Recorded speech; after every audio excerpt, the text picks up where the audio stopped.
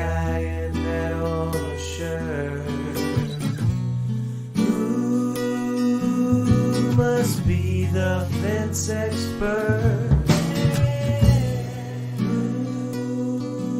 Who's that guy in that old shirt? Who must be the fence expert?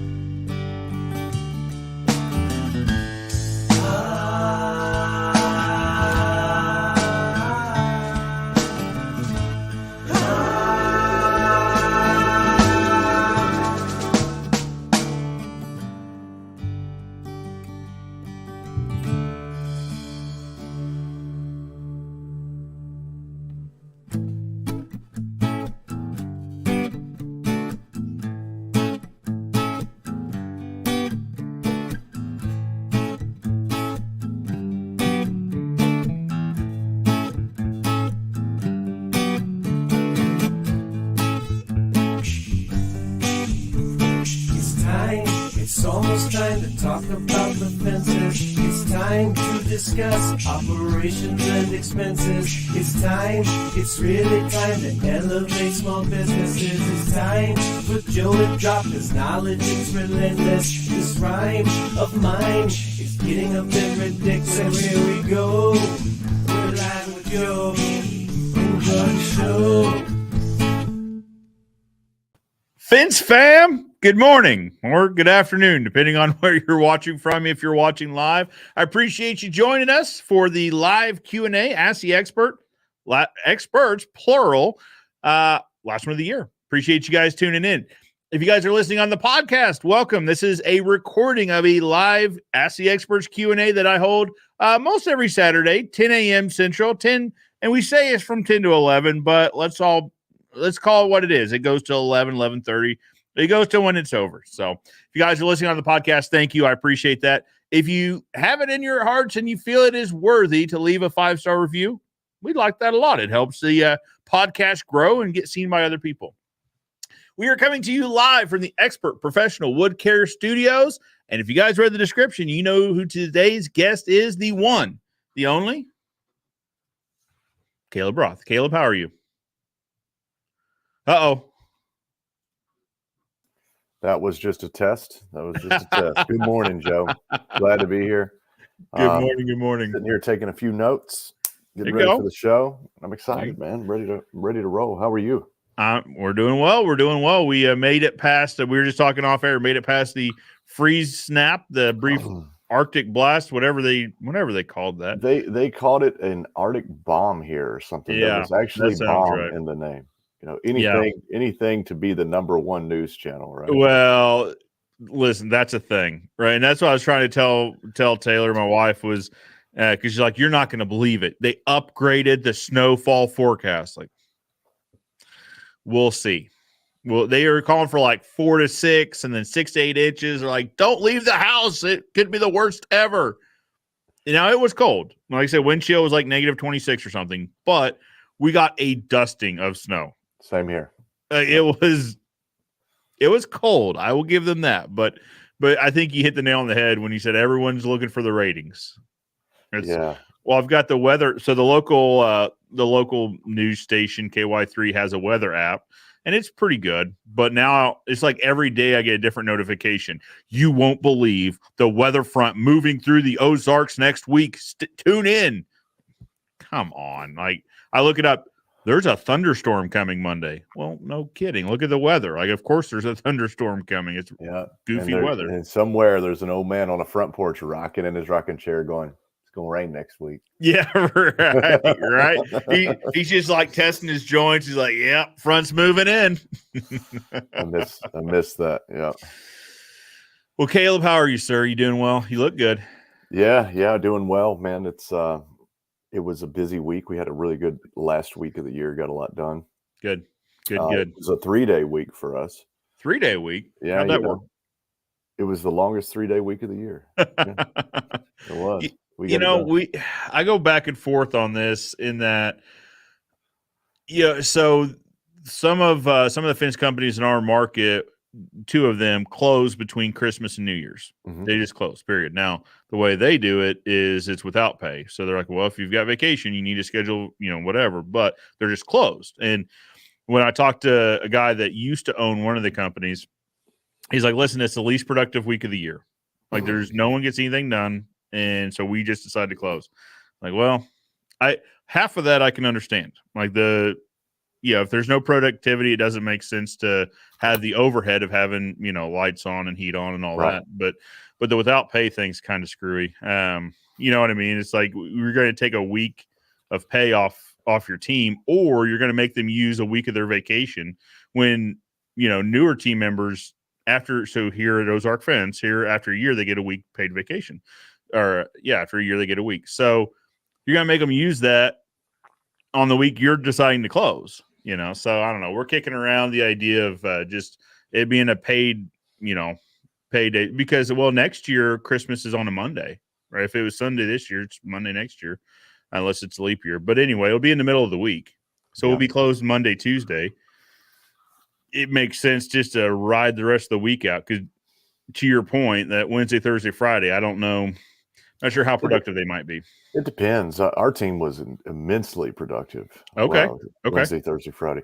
But it is. I have heard it said that it is the laziest week of the year, and that those who get stuff done that week are winners. So I was like, I'm gonna be a winner. I'm gonna get something done, right? I like it. But last year was a different year, and we took we took, I guess, 11 days off, and it was paid for everyone. Yep. This year, we just didn't do it. The cash flow wasn't as good as it was in 2021. So we just made the decision. We're in the middle of a huge construction project. So yeah. But hey, we're going to get some stuff done, and we shipped out a bunch of stains. So I think yesterday we shipped out, Thursday we shipped out like 11 or 12 pallets of stain. So is that right? Not bad for the last day of the year, So. No, not at all. Not at all. I tell you what, let's say hello to a few people, and then we're going to talk about year in review and kind of what's coming up in 23 for you guys. Right off the bat, Michael Taylor. What's up, Bam? From North Carolina. Very good. Very good. He was not at work this week. I was going to say, that was a pretty quick trip to North Carolina if he was at work yesterday. Yeah, we got so much done. Well, we'll leave that one alone. And what I mean is I learned about all the things Bam knows about. Hey, where's this or that? Well, Bam's not here. I don't know. I had to learn a lot without Bam here. It was much needed. Mike is with us. Giddy up. Happy New Year's Eve, guys. Thank you, Mike. Same to you. We know this guy. What's up, Justin Menendez? I always screw that up. Justin, I'm sorry. Good morning from Plattsmouth, Nebraska. Justin, making all things new. Menendez. Sorry. Right. Pretend like the first S is a Z. Menendez. Menendez. He can tell me if I'm wrong, but my I think tongue doesn't work well sometimes. I apologize, Justin. David, what do you guys think about Lowe's and Home Depot? Just like in general, or it seems like an open question? I can't find anything at Lowe's. I can find anything at Home Depot. See, and we're opposite here. Well, there's one Home Depot, and it's across town. There's basically 3 Lowe's within half an hour. So I say that there's a Menards basically right around the corner. Do you guys have Menards in your market? We do not. They are not easy to navigate.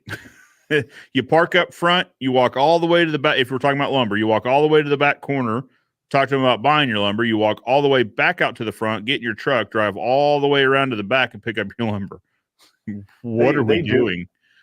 Well, they do these things so that you got to walk by the chewing gum and the bathroom, cushions for the toilet, Well, and it's Menards, so they carry everything. So you're also going to walk by the pants and the belts and the boots and the socks and in the milk. They sell anyway.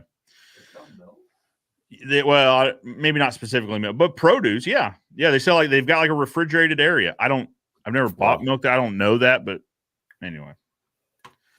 Roger Bentoncourt, gotta love the Fence Expert song. I agree. That's Matt on our team. He's a man of many talents. We were talking about that the other day. He's a man of many talents. Justin says, no better to wrap up the 2022 year listening to this while working out in the gym. Get it, Justin? Wish I was at the gym with Justin. I agree and don't agree. I can't imagine what I would be going through if I were at the gym with Justin right now. Yeah, Justin's doing 315-pound overhead squats. Yeah. He's got just these big barbells, just flipping them around. He's keeping it light. Cool. That would hurt me. Sean Davis says, hello, everyone. Hello, Sean. Jeremy, good morning. Hope everyone has a happy new year. Agreed. Roger says, oh, yeah, don't forget about those affirmations. Absolutely. Roger's always the one to remind us. If you guys are watching this on Facebook, remember the likes don't really do anything anymore. So it helps more if you give it a love or a laugh or a wow or whatever, or a mad face. You could do that if you feel so inclined. It doesn't really hurt the channel. It just helps it. So haters help us. Yeah. Mm-hmm. Bo, good morning. Bo Divorce says, good morning, Fence fam. Good morning, Bo. CNS vinyl fence, 15 degrees last week, 80 this week in sunny Florida. We're confused. I agree. It is currently 46. So, but I say that 2 days ago. Yeah, Thursday, it was 60. So I don't know. It's going to get everybody sick. You watch. And I'm going to start sounding like my grandpa, because that's what he used to always say when it got hot and cold. Well, going to get everybody sick. And then, they did. CNS also says they've already gotten their bonuses. We let them work and eat the overhead. There you go. So probably talking about when it was cold. So yeah, Thursday for us was an optional day. Some people came in, some people didn't. And then Friday we were just closed. Ozark Fence was closed because there wasn't a lot to do, and it was the roads. We got a dusting, but there was some ice involved, and the roads were a bit sketchy. But that being said, me and a couple of the guys went over to Wireworks, and we're learning how to make black coated wire, extruded and bonded. And Braden got some video work done. So anyway, BMF Services. Hello from Northern Michigan. Had 2 foot of snow, but it's almost 50 degrees yesterday. Watching it melt for now, but it'll be back. It's the craziest weather I've ever heard. It never offends me how folks pronounce my last name. Okay, good. Love you both. Justin, I was honestly I appreciate that, because that's one of those, you're such a good guy. And I don't want to offend him by pronouncing it wrong. Sparta Fence says, good morning, gents. Good morning, Sparta Fence. Sambo Jones says, haters help us grow. Isn't that the truth? We Well, this is kind of relevant to you being on, Caleb. So right now, the short video we did of State University of Springfield is still just, it's like 120,000 views every 48 hours still. Like it's just, Wow. it's over. What did we say? 2.2 million views? 2.37 million views.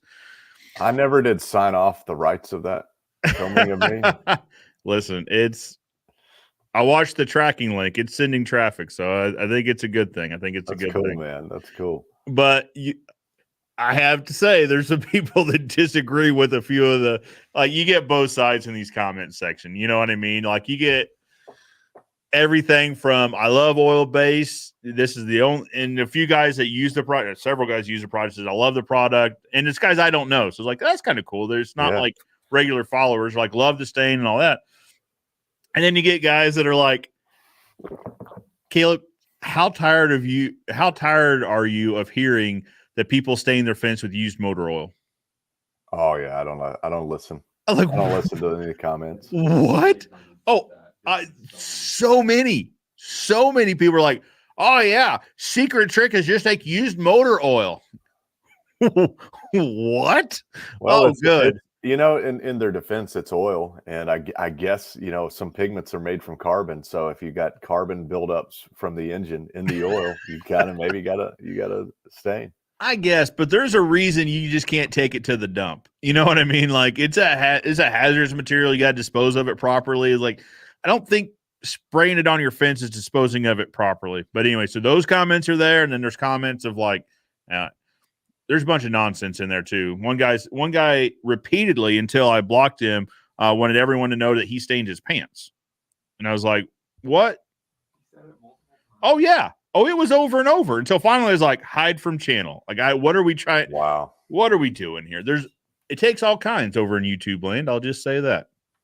But anyway, but to Sambo's point, haters help us grow. So I just say thank you for the view and move on. Actually, I don't say anything, but Hawk says Texas fencing from Houston, Texas. What's up, Texas fencing? Millions of cubic feet old fence end up in the landfill. Are there any new solutions for recycling old fences? Breaks our hearts to throw so much old lumber. I got some ideas, Joe. So I guess part of the question is what type of fencing material, right? So in our market, it's treated pine and cedar. It's much more treated pine than it is cedar when we're talking about the old stuff. Now, when we're looking, so this is interesting. So we had a team meeting yesterday, like an all hands team meeting for Final Friday lunch. And one of the things that Sarah was talking about, so Sarah heads up residential, is in regards to wood, over half of what we did was cedar on steel posts. So what we saw in the pandemic was more people lean towards pine, just treated pine materials, but now people are back to leaning towards cedar on steel. So cedar materials, old cedar materials could be reused, I think. But if you're in a market, so Caleb and I both like this particular product, the rewood, the cedar, or not cedar, it's redwood. It's recycled redwood fence. So there's options out there. What do you think, Caleb? Yeah, you can. I mean, there's a couple options. First of all, you can make grilling like fish grilling planks with the old cedar pickets.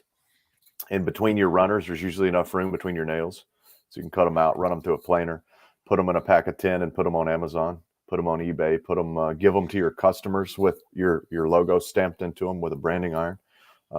If somebody rolled up and said, "Joe, thank you for buying these Bulldog gate latches for your chain link fences. Here's some cedar fish grilling planks with our logo in it." Yeah, you would go, "Oh, that's cool," and you might use them. That's cool. So gifts right there.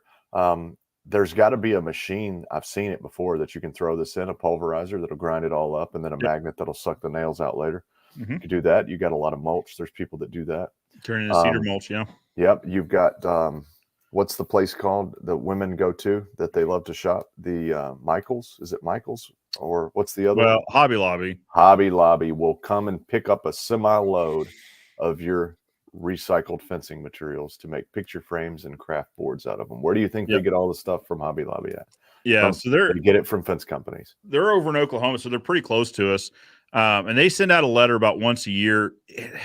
We never have done it, so everything has to be denailed and then separated by width and height, like segregated, and then banded and all that. And they pay, well, I forget what they pay, but it's like 10 or 15 cents a board. So it's like, well, I don't know. We ran the numbers. It was like, it doesn't pay. You would have to have someone dedicated to doing that. Yeah. So the guys that do that tend to hire high school kids that are looking for side work, and they pay them a penny a nail. There you go. I mean, they do it. It works. Sure. Or you can also rip, if you've got the fence panels that are picture frame and they don't have a middle runner, you can just rip them at the top and bottom, and you got a full length board. So there's a lot of options, man. I do think that fencing, but I don't know what that name is. How do you say that? I said hawk or hake. What do you think? So it's spelled Hayk. Why don't you guys consider looking at the post saver sleeves? We sell those things by the millions, and people put them on their fence post, and it stops the post from rotting at the ground. Yep. And it's a 20-year warranty, and it's been in business since 1994. So it is proven with no failures. I actually mentioned them. We did some review videos yesterday, and I actually mentioned them in a couple of those because it just a lot of the videos were talking about how to replace a rotted post, but then they put just a regular wood post back in the hole. Like, this is the definition of insanity. The USDA now will even pay certain big companies to do a study with these, because the USDA wants to encourage bringing it in, and it can be used in if you're doing vineyards or something, you can use those in organic wine growing. So the post saver sleeve would work, and it would stop that in its tracks. You'd be able to, and if you stay in the fences too, it's going to last longer. So that's a shame. And being in Houston, it's probably half cedar material too. That's the thing. Yeah, if it's cedar, so treated pine, I don't know that there's a lot you could do with treated pine. I mean, a lot of people buy it though. I mean, they sell it for barnwood walls. They sell reclaimed. Reclaimed. Yeah. Interesting. Hendricks Irrigation and Fencing says, "You guys rock." I appreciate that. Appreciate all the content, and we're about to try put the beeswax we just received from. Oh, okay. He's talking about the citronella. No, he's talking about a log and timber oil called beeswax. It's never mind. Okay, beautiful color. Got you. I'm not on the log side, so I don't not up to date with that. Beeswax, interesting. It's basically looks about like this right here. Oh, just a little more honey color into it. But okay. Yeah, I got this fan deck the other day. They made it special for me. I like wide grain. Nice. And, I got some nice, beautiful flat grain boards. Nice. You gotta love those. What I do. So lately, we had a conversation, and it got me going down a rabbit hole on YouTube about lumber mills, and the wood grain, like seeing these guys log like massive logs and like seeing all like the massive grain. It's like, this is amazing. But these are guys in like old growth parts of the country where it's like, oh, that's amazing. It's a shame to cut it, but yeah, it's beautiful. I agree. CNS says, post on social media with a minimal price and someone will come get it in a day or two. So what we do is we just put it out next to we sit on a corner and we'll put it out on the side lot, or we'll put it on the corner, depending on how much of it there is. We'll just dump it, pull away. Sometimes as we're dumping it, people are there picking it up. So we haven't taken it to the landfill. Well, I say that. Anything that's left for more than a week, we toss in the dumpster. But most of the time, people will come and get it. So who knows what they use it for? Now, I agree. You probably could charge a minimal fee for it. We never have, just because then it's the extra pain of, is it $1 a board? So how many boards did you get? But you're right. I mean, I think you probably could put a minimal price on it, and people will come buy it. BMF Services said, when I used to be in Texas, I would remove the cedar pickets, denail them, and sell them for $1 a piece all day, every day. There you go. Pro Wash Missouri, what is up? Hello, gents. Hello, Pro Wash Missouri. Appreciate you guys from my neck of the woods. But all right, Caleb. Well, let's get to the meat and potatoes here. How was 2022 for Expert Professional Wood Care Products? Fast. Fast. Very fast. in terms of. Man, it seems like the earth is spinning faster than it used to. I remember being a kid in school and I would look, you look this way to the clock on the top of in the classroom. And I remember that ticker it just seemed like it took all day to get to Took 3 o'clock. forever. And so I used to hear an old guy say, he said a day doesn't last all day anymore. And I think that's true. It makes sense. It's just like the world is spinning much faster. Yep. And so the year went by incredibly fast, but it was a good year. We grew, a lot of great people in my life, and it's just been a blessing. So been a good year. I hope, I was really starting to enjoy the 2021 crazy economy, and 2022 was still really, really, really strong. And I hope it continues. There's a lot of people that say it won't, but I hope it continues. So I've been seeing this on my Facebook feed, guys in businesses like guys that are our age with businesses. So they're saying, the news is trying to tell us that the economy is pulling back, that people aren't spending as much. I haven't seen it in my market. I will believe it when I see it on my P&L and balance sheet. We haven't seen it. And what's interesting, they're like, I'm not seeing it in my part of the country. So maybe this is elsewhere. But when I'm reviewing these comments, I'm like, well, he's in Florida, he's in Colorado, he's in Texas, he's in Oregon. Like this isn't So what they're saying is like, well, we're not seeing it on the East Coast, is what Florida said. Like, well, I mean, I'll tell you, we're not seeing it here in Missouri, No. And they're not seeing it in Texas, they're not seeing it in Oregon. So it's kind of it's an interesting thing, right? To say, well, people throughout the country are all agreeing that they aren't seeing it. The people in the chair, the armchair, are telling us there's a recession. The people in the trenches, the people in the stadium fighting the fights, they are the ones saying no, business as usual. So who are you going to believe? Well, so this is a good point. So CNS Vinyl said usual slowdown before Christmas, but we're already booming again here in Florida. So that's a fair point. I don't want to sound like we're going at the same production level we were in July, because we aren't. I mean, in our market, we see a slowdown in fourth quarter, which is completely normal. And then first quarter springboards back into it. So, and that might be part of this. They're saying, well, everything's slowing down. Well, for us, they started saying it when we would naturally start slowing down, right? Yep. But when we look at our year-on-year reporting, we're still up.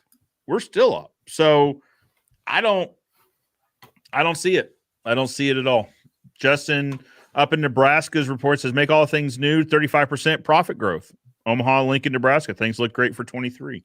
This is a pretty consistent theme here. Yeah. Is that, I don't think we're seeing it. Maybe in some industries they are. Maybe like in ultra luxury goods or something like that. Maybe, I don't know. Well, I think you are probably seeing it in places, real estate. You're going to see it there because you're going to see it in title companies like Rocket Mortgage.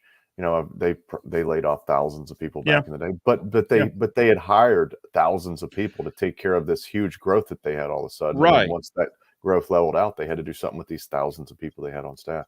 So I hear that there are a lot of big corporations that are laying off thousands of people, but at the same time, I also hear from very, very reliable sources that lots of the big companies, they're throttling. They're creating false scarcity. They're going at 50% production so that to create scarcity. So why are prices still going up? Yeah, and that's so that's an interesting conversation, because we heard that, at least I heard this conversation going on in the lumber market late 2021, early 22, saying, wait a minute. So there's a large lumber company that produces a lot of fence pickets. And they were saying, well, production is down. We can't keep up with demand and this and that. But then when you go back a little bit in the like press releases or whatever, just in the reporting, in the previous 2 years, they had shut like 4 or 5 production facilities down. So it's like, well, interesting. So yeah, you took offline 4 or 5 mills, and then you said, hey, we just don't have the production to keep up. Yeah, but I think you created that problem. I don't think that's the market creating that problem. Right. I think you did that to yourself. Yeah. But Well, you know, my family was in the oil business back in the 70s and 80s. And you remember the oil crisis of 1979, probably before our I've time. heard about it. Yeah. But there was no oil. People were lined up for gas stations and things like that. But our family said, but if you're in Houston and you look out in the ocean, as far as you can see, there's oil tankers and they won't let them into the country. Yep. There's oil right there, and we have an oil shortage. That's So, and and you that know, was the lumber thing. Was they were saying, so the mills were saying, well, one was production. They said, and they can't get logs. Well, then you see log guys. I was watching them on TikTok drive by. They're like, here's all the lumber sitting on the ground.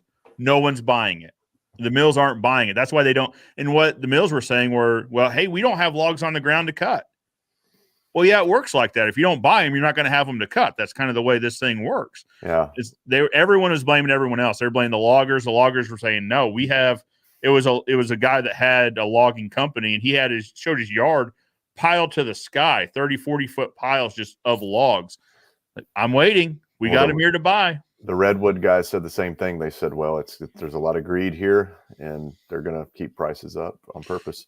And Yep. Same thing with the cattle business. Why is a beef still $1.25 a pound to the farmer, but it's $9 a pound or $20 a pound at the grocery store? Yeah, Yeah. You know, they say, hey, listen, yeah, inflation's up. Everything's more expensive. And the farmer's going, yeah, all my inputs are more expensive, but I'm still getting paid the same amount for the raw good. Yeah, that we were getting 10, 15 years ago. You know? Well, and that's why you see, at least here locally, a lot of the cattle guys are going straight to market. Yeah. They're one of the big producers started their own I don't know what the term, like their own processor. And so they're gonna have to. Yeah, because the farmer can make more. Yeah. Well, and the consumer can pay less. Right. That's exactly this guy's point. He was in one of the business journals talking about it. Is he said we can make more margin than what we made before and still put a better product out there for less money. Everyone wins. Well, except for the guy in the middle. The guy in the middle didn't win anymore. It is what it is. Yeah. But the one who controls the strings, that pulls the strings. Yeah. That's right. That's right. But, so so we're I guess everybody's in this limbo of hearing all these bad things, like you said, about 2023, and then wondering what's actually going to happen. And like you, our economy here in Tennessee is still strong. Yeah. And everywhere we talk to, it's still strong. I have yet to talk to anybody who said we're starving, we can't get work, we're shutting down. It's just not. I'm not hearing it. Sure, it's happening, but not hearing it. But so we feel like 2023 is going to be a good year, a nice steady growth year.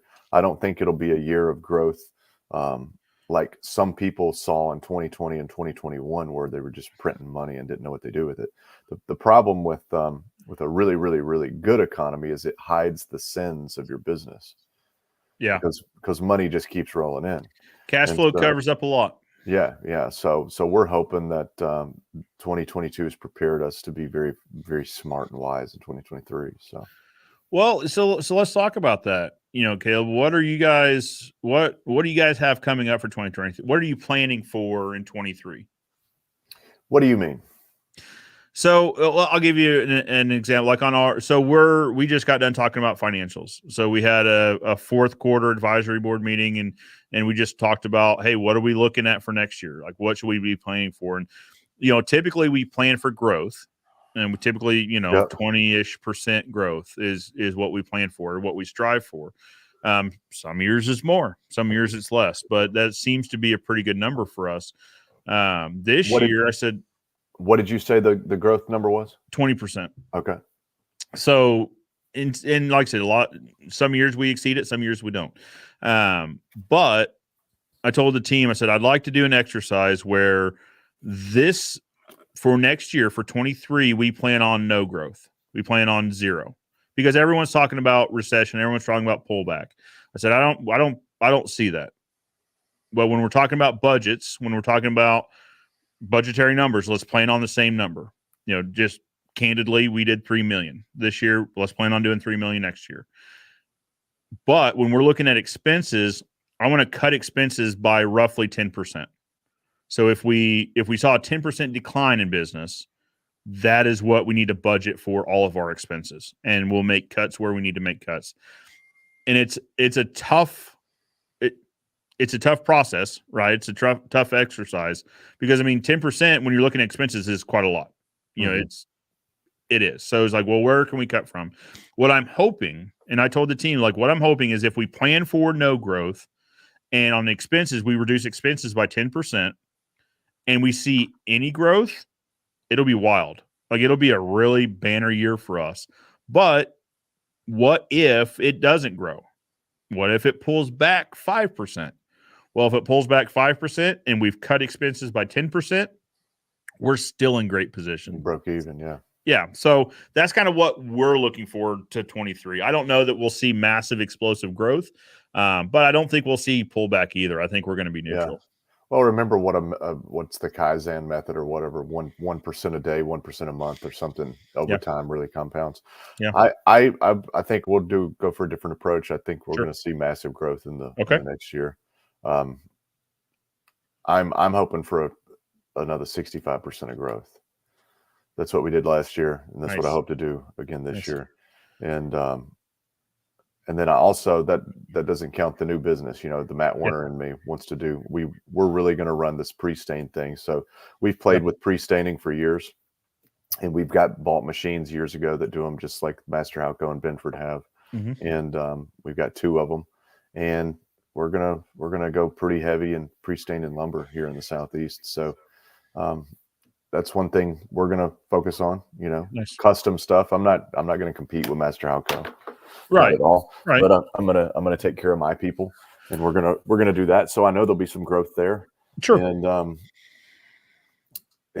I just see that our brand is growing. It's growing well. It's a good product. We're launching a lifetime warranty any day now, which is going to just be another good thing to do. So, so I see it being a really good year. I would also love to cut some expense.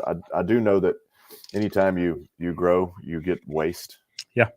So if you could cut out the waste, I don't want to cut out needed expense. Like, I'll probably go heavier in some things, and I'll pull back in some things. So well, and that was part of the conversation. So we shared. So the advisory committee shared with the full team yesterday kind of what the vision was, and when we're talking about cutting expenses, I said I want you to hear me correctly. In that, we're as we're talking about this, we're all sitting down to a final Friday lunch. We do it most every month, except for like last month was Thanksgiving, but where we'll have lunch brought in. It was Fazoli's. I guess we're not talking about catered steaks or anything, but I said this isn't one of the expenses we're cutting, right? Like, this is something we're not going to get 10% less food. We're not going to have 10% less meetings. Like, this is a non-negotiable. We're doing this every month. But the example I used was radio.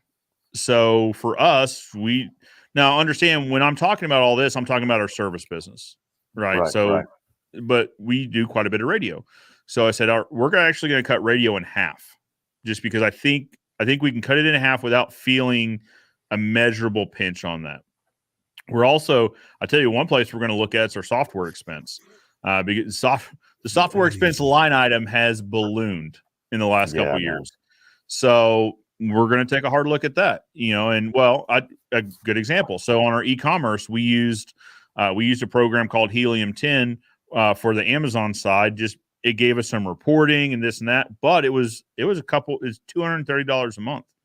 So I asked Eric, who runs e-commerce, I said, hey, do we get $230 worth of value out of this? Like, is this a needed thing? No, not really. Gone. And we talked about another software. He's like, actually, it's a repricing software. We need that, because software expenses is incredible now, and all software has gone to per month per user. It's crazy. Yes, and they're all going up in 2023. So we've what we've been doing. We've switched from 10 different softwares to one ERP program, and it's kind of painful getting that implemented here. And hopefully that will work well to our advantage. So we're in the middle of switching Wireworks over to that. And my thought was, we've only been going for like 3 or 4 months.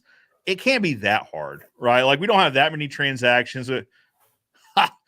Famous last words on that. I was like, this is wild. And so we're talking about switching Ozark Fence over to it next year. That way I'm going to get a year on the manufacturing side to really get comfortable with it and get, get our bookkeeper, get the CFO really comfortable with it, and then switch Ozark Fence over to it. We're going to need more time. So we had planned on doing a switch over 2 months. I said, hey, if we say November 1, November 1 of 23, we're going to start rolling this through the company. And then hopefully by end of year, so by December 31, everything will be ready to go. Now I'm like, we might want to push that to August 1. And we're going to need more time. I think the biggest problem with companies, software companies and things like that in business and in life is scenario is, Joe, I send you an email at requesting something that we need to do. You wait 2 days to open the email, and then you wait another day to respond. And so 4 days goes by and I get the response. Well, I wait 2 days to respond to you. Yeah. And then it takes 2 weeks for us to do something that we could have done in 5 minutes. Just respond right now by the end of the day. And I think that's the problem with the software companies. It's like, well, you think about this and do this, and the next Wednesday we'll have another talk. And I'm not that customer. I'm like, I want you to be, we're going to get this going now. Yeah. I'd love to jump on a Zoom call like in the next 5-10 minutes and let's get this solution rolling. Yeah. Just we paid for it. Give us a person that's hours all day, every day until it's done. But that's why Bam's on vacation right now. He's been punching the numbers in, all just crazy. He's been doing it in his sleep over there. Bam, give me a thumbs up if that's true. I know you have been.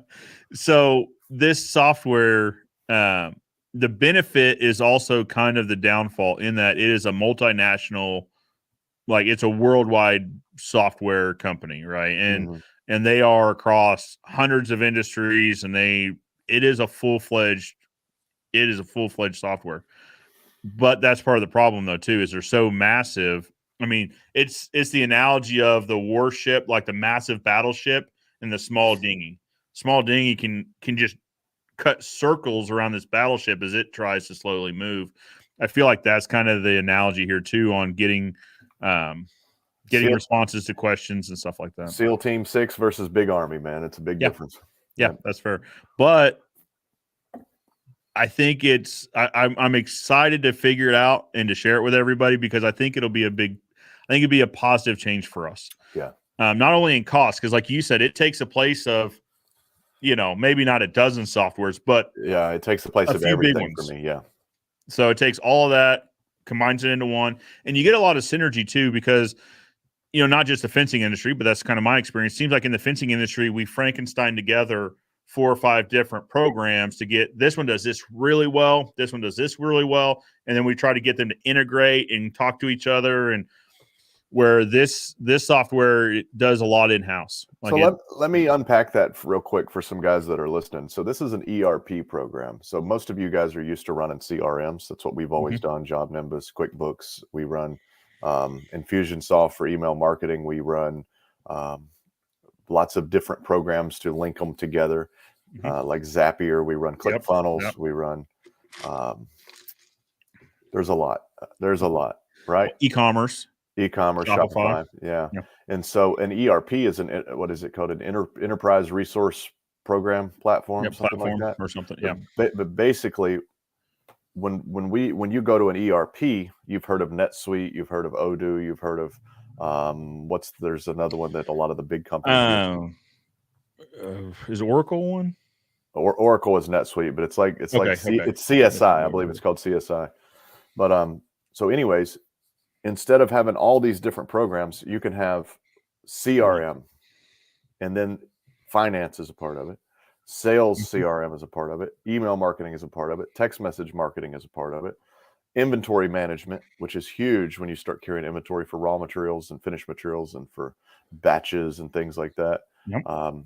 You can have, the greatest thing for me is if Joe Everest calls the office and one of our inside salespeople picks up the phone, they can see, hey, it's Joe Everest. Here's the last 1,000 things he's ordered. He typically buys these things.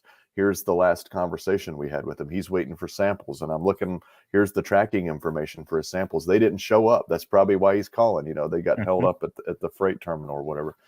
And so it'll just give you the power to see all that. You could also see, hey, we sent an email out last week, and Joe is one of the guys who clicked on that email. Yep. So the ERP for us it's going to make it really easy for us to be educated about, each of our customers. So for us, just like you, we're a very customer service oriented business. We want to be able to see that. We want Have to you be gotten able into the portal side of that yet? Man, I've not got into much of it at all, but I think that's going to be a big customer service thing too. So there's going to be a portal to where your customer, or there is a portal. I just haven't messed around with it too much, but it looks like the customer can log in and they can see all that information also. Yep. They can see their past invoices. They can see Exactly. tracking. They can see. So if it's 10:30 at night and they're kind of curious on, hey, what I buy last time? Can I just duplicate that order? They can log into the portal. They can see the invoice. Yes. They can send a message through the portal. It's slick. It looks which is great, because a lot of guys don't do a very good job of bookkeeping, and at the end of the year they need to know, what did I buy from you, and here it is. You can how much of what did I buy, or they'll see a statement and they'll say, I don't know that I saw that. What is that invoice 1234? What was it for? Log in, they can see, or they can always call, but they can log in and get and download it, print it off for themselves, and I think the portal is going to be huge. There's a vendor portal as well. I'm kind of interested to see if that gets adopted or not.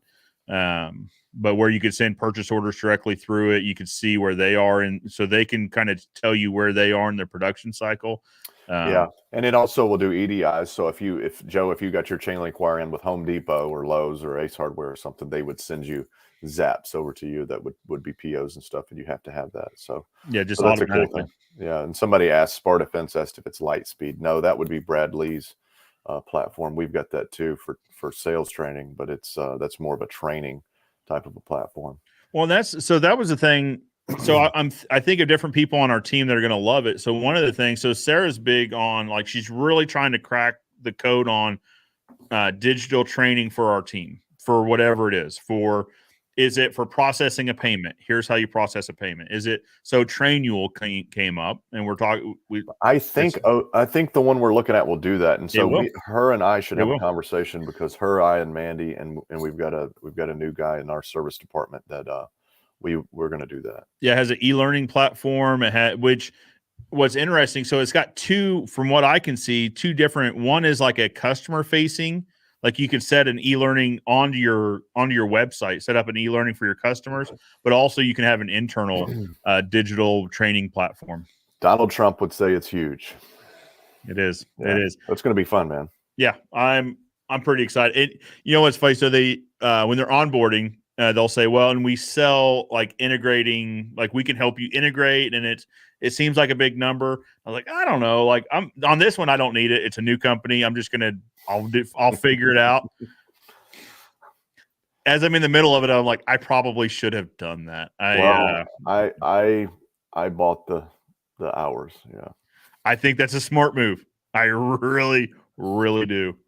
But now I just got to buy the fire to get them going faster. It's big business moves slow. Yep, that's right. I think it'll be a good change. So that's a 2023 thing that's coming up, as you guys kind of transitioning into that. Yeah. So why don't we kick some lessons, 2022 lessons back and forth? You got any lessons wrote down? Did you learn anything this year?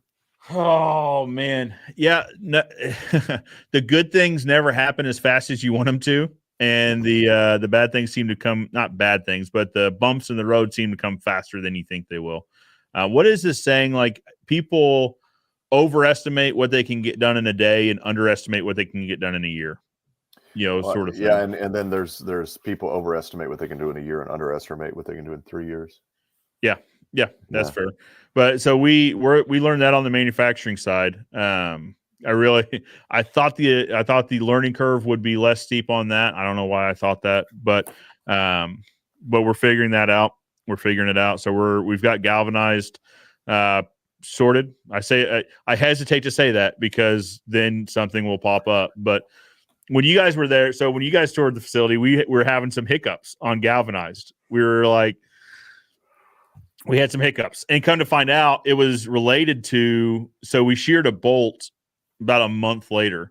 And so kind of unpacking what that was and how it happened and what it caused, I was like, I think all of this was related. I think it was a weak link there. But anyway, when you guys came through, we were having some problems with it.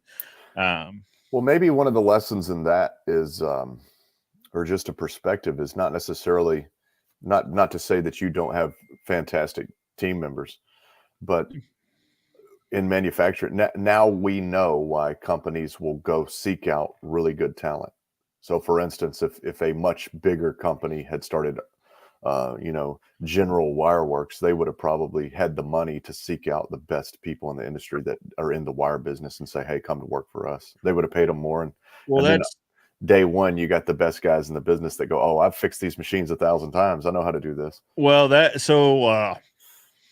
Without getting into it, so that's someone I had talked to about these wire machines. Is what they had done is they had a trainer come out to the facility to train them on this machine, and they just made them a massive offer and moved their family out, and now that person runs their wire weaving operation, and so who better to run the machine than the guy that trains everyone on how to run the machines. Um, that that's probably a decent scenario for them. I feel really good about the team we've got running this machine. So, yeah, and what's crazy is, so here's quick aside is you see people and every generation says this about the next generation. They're like, oh, they don't work as hard. They're not as good. They're, yada, yada, yada. It's BS. So it absolutely is. So Bryce that runs the wire weaving machine is I believe he's still 20, isn't he? 18. I know he can't drink. Okay. So young buck, right? And he runs that machine better than I do. And that's one thing that we learned the last time we were there learning black is he's way better at that machine than I am. He lives there, man. He lives in it. That's Yeah. that's his thing, man. That's Well, what you want. He has in manufacturing, it's like nothing's ever linear or nothing's so like I'm very much like I want 1 + 1 to always ever equal 2. Like that is just the equation. It'll never equal anything else. Well, with these machines, it's like, well, if you make one change, it might make this result, but then you have to tweak this other change. It's a waterfall effect, a flow down. So his mind is great at figuring that out, where my mind is like, wait a minute, the last time we did that, we got a different result. Well, that's because you combine these 5 different adjustments, and sometimes you get different results. It's algebra, man. Yeah, it is. It is. I like basic math. That's where my mind is. Yeah. I got some for you. Yeah, what do you wrote down because, and I didn't have time to think about this, but I wrote a few down, and if you want, I'll go through them, or we can pass them back and forth. Number one, I got down here. It's not the number. It is a number one thing, and I've always known this, but I'm learning it. And sometimes the difference in knowing that the fence is hot versus touching it and knowing that the fence is hot is different. Yeah. Great people, the best asset. Yeah. Agreed. For me.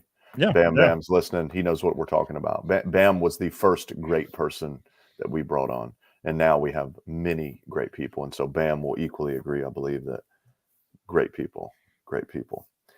Number 2, business coach. So I have no shame in saying that I have hired a business coach. Yeah. We did that last year. I've always been into self-development. So Caleb, ever since he was a little puppy, has always been listening to Zig Ziglar. I called it Automobile University. Yeah. Reading, listening, everything I can soak in. That's what I like to do. When me and you go somewhere, we sit and talk shop. That's what we like to do. Yeah. But my team wasn't. That's just not normal. That's not a normal thing for people to do. I mean, most people, when they go home, they want to watch football or just be with their family. So we got a business coach that took on the whole team with accountability for each person. So it was 2 coaches, 1 company. I'll tell you exactly who it is. It's Petra Coach. Yeah. They're based in Nashville, and they're one of the world-renowned coach, one of the best in the world. Yeah. And it's been fantastic. And I don't see stopping anytime soon. But the thing about these coaches I see a lot of people get business coaches. To be a Petra coach, and I get nothing. In fact, I don't think probably most of you are ready for this that are listening. I mean, you got to be ready to do this because it's a big commitment. Yeah. You have to have built a business, at least one, and stepped out of it, as in you stepped out of it and kept it. You can't just be a guy who built a small business and sold it and said, I sold a business, so I'm a coach. You got to have a business that you don't work in, that you own, that you get paid from, that runs itself. And to be one of those coaches. And so it's a really powerful program for us, made a huge difference.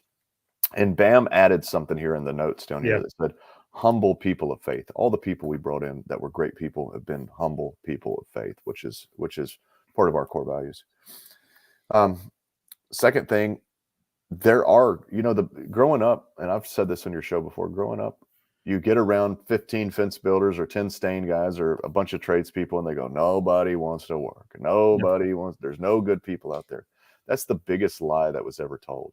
That is literally, I feel like, a conspiracy theory, like a plot to destroy America. Sure. There are so many good people out there. Agreed. Right? There's a lot of good people out there. They live next door. They drive down the road.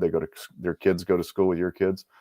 There's lots of good people out there, and you can find them. And young people, just like you said, will work their tails off. Absolutely. I have found particularly, I've changed my stance on college because I'd spent some time in college and I got out, and I see a lot of, our generation was kind of told that if you didn't go to college, you would fail in life. Sure. And you would probably die early, So a lot of people went to college and they got silly degrees that did nothing. Uh-huh. And so for a long time, I said, I'm not going to make my kids go to college. Nothing, not going to do this. I think I've changed that stance because all the young people we've hired in our business who are either in college or have gone through college, they have work ethic, extreme work ethic. And I think what has happened is, some people go to college to party, but the people who actually go to college because they think like, I've got to do this to be something in life, they learn how to work. Sure. Whether, what you got to do the project, you got to turn it in, you got to do the homework, you got to do this, you got deadlines, and they work. And so I think if you look at very wealthy families, they send their kids to college for something like accounting, business, something that, what can you use in the family business? You can be an accountant, you can, whatever, you can be a lawyer and never practice law. So I've changed my stance on college a little bit this year. Makes sense. Number 4 here, surround yourself with people who are better and smarter. So that's why I come hang out with you, Matt, and different people. How about that? The EO groups that I'm in. Yeah. I like to get around people that are doing bigger things than me. Well, and that's the saying, right? If you're the smartest guy in the room, you're in the wrong room. Absolutely. Yep.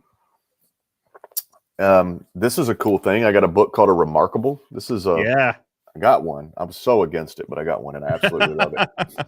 But write it down, keep ideas in one place and review them often. Yeah. Create symbiosis in your business. Okay. Right. So if you look at our business, we stain fences. Yeah. Fences and decks. We also clean them. So we decided to start making cleaners and stain products. We also decided, hey, we should pre-stain lumber.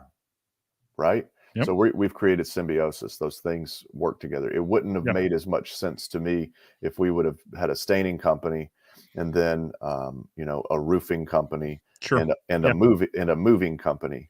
Somebody's probably doing that and it's fine. But for me, I wanted to keep similar customer bases, similar lingo, just like you doing fence, then Wireworks, and then fence supply, then fence e-commerce, fence YouTube.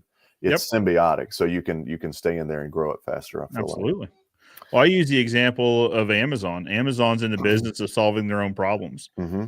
Hey, they had a really big problem getting products over from overseas. So they went to Maersk or whomever, and they bought some cargo ships, and they started a cargo company. And then they went to an airline and they said, we need some cargo planes. And they bought some cargo planes, and they went to a rail company and said, hey, we need some rail. So now they're their own intermodal company. They can get products from overseas to any one of their warehouses quickly. That was one of the problems. They solved it. You're so right. And I think the problem is he didn't set out to do that. Jeff Bezos did not say, I'm going to be the shipper. Yeah. He just got fed up with FedEx and UPS, and he said, I'm going to start my own freaking shipping company. Yep. Same way with me. It was out of necessity. We started making stain out of necessity. We were frustrated. So we made our own. And I think that's the way it goes. So I think the biggest thing I've learned this year, the number one thing is it's 2 parts, but this is what the business coach is working on us with. As a company and as an individual, is learning how to discover and set the right priorities in your business. And usually it's 1 to 3 things that you can do a quarter. Yeah. one big thing a year and 2 or 3 things a quarter to make that happen. And then being humble enough to put that priority on hold if you realize halfway through the quarter that, this wasn't the right priority. Sure. But some people will get, well, that's the priority we set. That's what we have to do. And so some people will get stuck on it. And then other people will go, no, that's my priority. I'm going to do it because that's my priority, even though they know in the back of their mind that it's not probably the right thing. So, Yeah. so setting the right priorities and then being wise enough or humble enough to say, you know what, this is not the right priority. Let's do a reset and figure out what it is. Yep. And it's just not what I thought it was going to be. Yeah. I've started down this path. It's not going where I thought I wanted it to go. So we need to pull the mat back out and figure out how we get back on track. Yeah. One of the biggest things I did this year that I thought was it was a win. We didn't crush it with this, but we did well. I am a firm believer in cold calls. That's just the way I am. I believe that there is no marketing that I can do. If I paid Bob Vila, to be on the Bob Vila show once a day or once a week or whatever, Mhm. I think I could get more business by spending that same amount of money on salaries and having really good people, call people and get to know them and talk to them and sell them stuff. Yep. And so I've always wanted to have a strong team of cold callers, but not a call center. I want to have my everyday people being able to call in their spare time, because we all have spare time. So I thought, I'm going to create a contest. I thought I was a genius. I'm going to create a contest. And then I was thinking the requirement will be how many calls a day? Because I think I could make 200 calls a day. So I was like, well, 20, would that be enough? And I thought 20 calls, the person who's not used to calling is going to say that's impossible. I'll never be able to get 20 calls done and still do my day-to-day work. So we made a contest, and the requirement was 1 cold call per day. Biggest lift we did in Q4 was 1 phone call a day. Really? And we put a contest with it, an all expense paid vacation at an Airbnb. We'll get you there. We'll buy the food. We'll pay the room's done. It was a cabin in the mountains of Georgia. It's beautiful, swimming pool, hot tub. Nice. And but you had to call every day, 1 call a day. And when we launched this contest, everybody was like, I could do 1 call a day. But there was a thing. Who wins makes 1 call a day every day and doesn't miss a day, but gets the most phone calls.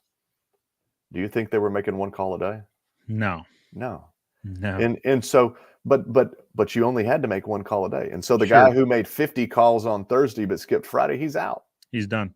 So what we wanted to do was create the little tiny habit of 1 phone call a day. So if you're listening here, you probably got a phone call from somebody saying, hey, did you get your order? How did it work out? Because everybody wasn't making cold calls. If you're in the shipping department, you need to call and check on your orders. If you're in the service department, you need to call and check on your service work you've performed. And if you're a sales guy, you need to be calling people cold, or calling leads if you're inside sales. And so I think for me, that was a really cool thing, was to figure out, because I always want to go, hey, you should be making 20 or 30 phone calls a day if you're sitting and you have time to do it. Sure. But 1 call a day was I think that's interesting too, because this was the question. There's a question that came up right as you were talking about it. Who do we call? Potential fence customers? If that's one of the outcomes you're looking for. Yeah. But you touched on something. Hey, on the service side, follow up with existing customers. Hey, want to touch base, make sure it met your expectations. Here's some magic sauce that we do it as an email, but as a phone call, it can be more powerful. Do the 3, 6, 9, 12-month follow-up. Yeah. Hey, looks like it's been about 3 months. How's it looking? On the fencing side, we do free gate adjustments because we know that's going to happen. How's your gate working? Have you opened and closed it lately? Can we come back out and adjust it at all? Can we do 6 months? Is there anything going on? Looks like it's been about 6 months since we've been out. Did you know we also perform these other services? If this is something that we could help you out with, please let us know. Yep. The follow-up is huge. You got to be in the backyard. That's a huge thing. Yeah. And the gate adjustments. This is something that people argue with me about. A free gate adjustment for life? Well, now, one thing, we use steel post, steel frames, hinges that attach from the steel frame to the steel post. This is probably different if you use wood posts with wood. I get it. Okay. But for us, lifetime workmanship warranty on specifically on gates, but for the whole fence. But we really hit home on gates. Yes, absolutely. Well, how can you justify running out? Well, one, we don't just run right out. On Wednesdays are our either catch-up days or they're the warranty repair days.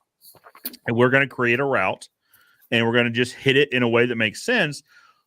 What better advertisement, though, than a big orange truck pulling a trailer with fence stuff on it, sitting in the neighborhood that we obviously want to do more business in? And how about that customer that says, you're not going to believe it, these guys reach out like every 3 months trying to come out and fix my gate. Like they want me to go open and close. If I haven't done it in a while, they want me to go do it while I'm on the phone with them just to make sure it works. That's huge. And this ERP software can set reminders and help you with that. And also, that sounds like it could almost lead into a very small monthly fee to be in the club. Be in the club. And it could be $1 a month. Joe, if you're paying $1 a month for light switch polishing, and they come out once a year and polish your light switches on your house, if your plug in the wall or your light fixture or your whatever goes out, who are you going to call? You've already got. I've already paid this guy $12 this year. I'm calling him. And here's something from the HVAC industry. And if I'm in the club, I get 10% off or parts or whatever priority. But another thing for some of you guys listening, some of you guys have social media person. Have your social media person call and say, hey, this is James from Willie's pressure washing service. We just wanted to check and see how the roof cleaning went. How does it look? It's been 6 months. The roof still look beautiful. If it does, maybe send us be sure to share a photo with us of your you guys enjoying the backyard, and we'll put it on our social media. Tell you, you'd be surprised. Well, and one thing that was huge for us when I really pushed this, and once we get staffed back up, it'd be a good idea to do it again. So we would come out just like to work on the gates or whatever. I would try to do that on my time because I was the one that hauled around all the cleaning stuff for a while. And so I say, hey, while I'm here, it looks like I'm just seeing, whatever it is, algae growth on your roof. Are you seeing that? I can actually give you a bid on that. And if you want, I've got the stuff. Like I could do it while I'm here, or I could not. It doesn't matter. Or I could, while I'm here, I could also clean your siding and clean. So find extra services that we could offer. Now, there's a right way to do this, right? It's not and if I leave, it's going to cost $50 more. I need you to do it right now. It's more of a suggestion. How can you help? Right? Say, hey, I'm here to do the gates, or I'm here to do the annual evaluation on your stain, make sure everything's doing right. Or we sold an annual cleaning, right? With sodium percarbonate, something really gentle, but it would clean the bird poop off. It would do all that sort of stuff. But while we're there, have that conversation of, hey, while I'm here, would it make sense if I just gave you a proposal for cleaning the driveway roof and siding? Just while we're here, we've got all the stuff. It's already running. So we got a pretty good amount of business out of that. Yeah. And that's cold calls. That's cold calls. And I love that. I feel like that's the number one thing to do. Well, and we're getting back to hanging door hangers. We got away from that during the pandemic. There was a lot of pushback from people during the pandemic. Not necessarily our team was for it, but people didn't like the optics of our people walking through hanging door hangers. But we're getting back into that. I mean, starting 2 weeks ago. And when we go out to do a final walkthrough, we're going to do 5 rounds is kind of like the industry thing where you do the 3 across and you do 1 on either side. We're going to do 10. We're going to do down the strip. And so Sarah and I go do the final walkthroughs. Each one of us is going to take 5. We're going to hit half the street and go like that. Yeah, we always like to do the 3 behind as well because you can obviously see the backyard from behind. That makes sense. Yeah, that makes sense. And then all that is just driving around the block and hanging 3 more. Yep. I like that. It's easy. You guys put them on the door or the mailbox? The door. I have heard that it is a 1% conversion for the mailbox and a 10% conversion for the door. Really? Door is good. Yeah. Well, and so now listen, this is probably going to vary state by state, city by city, whatever. But as long as you don't knock on the door, you don't. So a lot of people say, well, you have to have a solicitor's permit, like for every person. if you knock on the door and try to interact. That's kind of and I called around to the different cities that we like to do business in and double check this. And it was true for all of those, in that, no, if you just hang something on the door, but you don't knock, ring the doorbell or whatever, it's not a solicitation. And I told them, I was like, and they said, well, what are you hanging on the door? Like, well, it's just saying, hey, we're going to be working in the neighborhood. Our truck will probably be in the way. We might make some noise. Feel free to ask us to move the truck. Feel free to tell the guys, hey, could you start on the other side? I got a baby sleeping at 2:00. Could we not nail at 2:00 in the afternoon? That sort of thing. So, and it's okay. So it's not directly sales. It's not. Then it's not, you don't need a solicitor's permit, but you want to check that in your area. But it is. That's what a lot of people, it is. It's important. What about the clip flyers? You see guys that take the flyer with the clip and then they throw them in people's driveways. I've never been brave enough to do that. I don't like that at all. And I know there are people that have an entire business based on that. I know the gentleman that pushes this really heavily. He was at an event we were at. He does very well with it. Does very well. Yeah. I do not like the optics of that at all. But to each their own. And that's probably going to vary by region too, on what you think the optics would be in your area. But so let's explain it a little bit. So it's basically a flyer with a, what do you call it? It's not a paper clip. It's one of those here, a chip clip, a small chip clip. But for paper. I'll see if I can find a picture of it. But yeah, guys, just take a brochure. Yeah, and you clip it together, and the clip has weight, and that's just kind of the thing. And then basically what you're doing is it's like the old newspaper boy, right? But you're driving through a neighborhood and you're tossing them out the window into people's driveway. That's all you're doing, is just toss them into people's driveway. And then people see it when they pull in, because they're going to pull into the garage. You try to land it right in front of the garage, and they stop and they get out. So now that they're going to look at this thing, what is in my driveway, and that's where you get presented to them. But like, I couldn't do that. Could you imagine? Well, just from a waste perspective, like the amount of trash you would generate would be huge, I would think.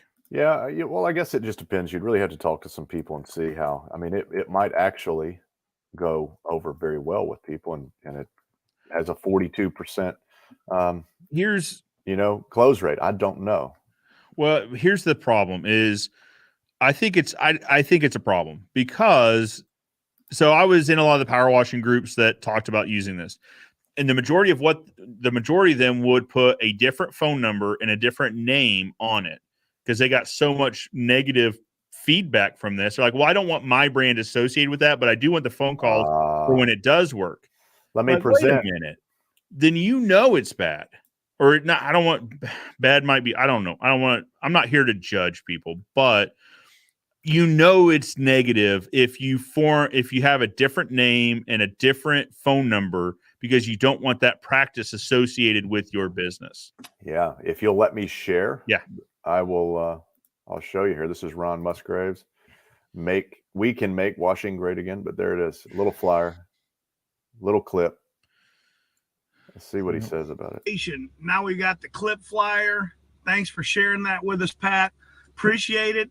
This thing hums right up onto the driveway. I actually threw it myself. It's pretty cool idea. Plus, as Pat says, adds value to what he's doing, because they actually get a clip when they're all done with it. Ron Musgraves, Pressure Washing, Window Cleaning Institute, advertising. Don't use rock bags. Get clips. Have a great day. This is the worst version of it, or the rock bags. Look at that. Yeah, a Ziploc bag with a flyer and rocks in it. I think you're generating trash. Yeah, that one may not go over that well. But yeah, there's guys doing it. There's guys doing it. I don't see any more great videos about it, but I've seen a lot of them. Direct mailers, probably a good thing. Yeah, so. EDDM. We did EDDM, every door direct mailing. We did it for a while. I didn't see. I mean, we saw a return, but for the cost, I didn't see enough of a return to justify it. It's pretty expensive. It is, and especially when you go with there's specialized services you can go with that will avoid apartments, they'll avoid businesses to where it's only going to the houses. But it is expensive. Yeah. Probably then more so for you because you got to go to everybody who doesn't have a fence. Right. So for me, you got a new deck, you got a new fence, boom, drop it in your drive, in your mailbox. Well, and that's the thing is, so in our market, most all houses have decks. Mm-hmm. So just because of our terrain, I mean, rarely do we have a flat yard where you just have a nice concrete patio out back. It's almost always a deck. So that's a pretty safe bet. But yeah, for fencing, it didn't really work very well. And we would get a lot of them back, just return to sender or whatever, vacant homes or whatnot. So for us in our market, EDDM wasn't a great investment for us. Yeah. Let's catch up with some folks really quickly because I saw some good comments back in here. So this is when we're talking about beef. Justin said beef is ridiculously expensive from box store or for box store consumers. It is, and the quality isn't great. Like it's just not great. And then Justin says generous donors provided 2,000 pounds of beef from farmers who sold a third of the price, and had we bought from big box stores. 2,000 pounds is massive. That's a lot of beef. Nathan Down says, staining into the new year. I love it. I love it. Dad jokes. Happy New Year's, gents. Happy New Year's, Nathan. So this is interesting. How about the marketing cost? Did it go up or stay the same? Everything went up. And if we're talking about 2022, I mean, marketing was just like everything else. I think a lot of industries that didn't see an increase still pushed out an increase. They'll say, well, everything costs more, so does our thing. It's like, well, did the input cost go up or did profit margin go up? It's kind of hard to tell.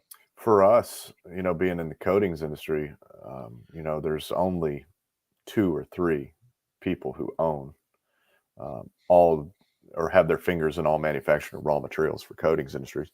We could probably guess who those names are. They like to cover the earth with red stuff, right? Sherwin-Williams, PPG, ASCO, Nobel, these big ones, they own a lot of the raw materials. So one of our raw materials that we started out when I started making stain in my sheep shed on the back of my farm was $4 a gallon. It's $34 a gallon now. Holy cow. And I'm buying tanker loads. So I could buy it in a 5-gallon bucket for $4 a gallon. But now I can buy 6,500 gallons and I'm paying $30-something a gallon for it.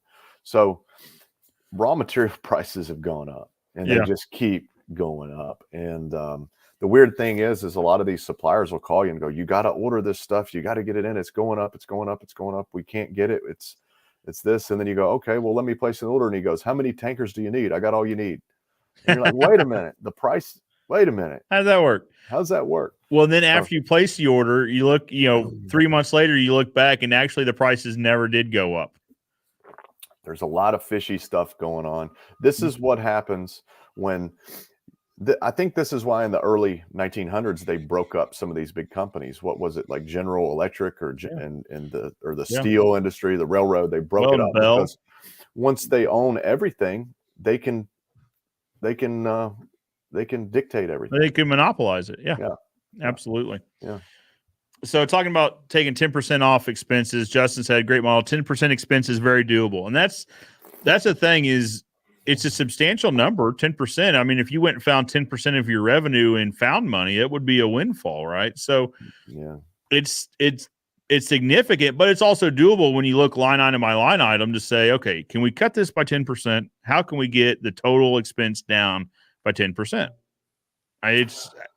One thing that comes right out of the scaling up book, the Rockefeller habits is you can actually on your P&L, you can assign people that are responsible or accountable for certain lines on your P&L. So marketing, one person's responsible. And that way you have someone who's accountable for, like BAM for us, raw materials. Yeah. He's going to handle that. And so he can focus on that one thing and he can whittle it down 6%. And then somebody in marketing whittled it down 17%. And then somebody over in fuel expense found a way to have somebody come fill up our trucks at night for 13% less than what we'd pay at the gas stations. And we saved, 13, 14 minutes per guy per day of labor. So we found money there. And if you put people in charge of each one of the line items on your P&L, that can make a big difference. I'd like to talk to you more about that offline, just because I think that's a longer conversation. But we had started talking about that. So here in town, well, it's a nationwide. So Big Brothers Big Sisters. But I talked to the guy that ran that. It's in the book right here. Very good. Yeah. Very good. Yeah, I'm it's going to all order in that here, as soon as we're done. It's the most. If you could only have one business book, not motivation or sales or this, but business book, that is the one. I'm going to order as soon as we're done here. Big Brothers Big Sisters. So I talked to a guy that was director of the Springfield chapter, or there's not chapters, but the Springfield location for Big Brothers Big Sisters, and that's their thing is everyone has a line item on the P&L that they are responsible for. So we've started talking about that, like what that looks like. So I'd be interested to one, read the book, but also talk to you about your experience with it.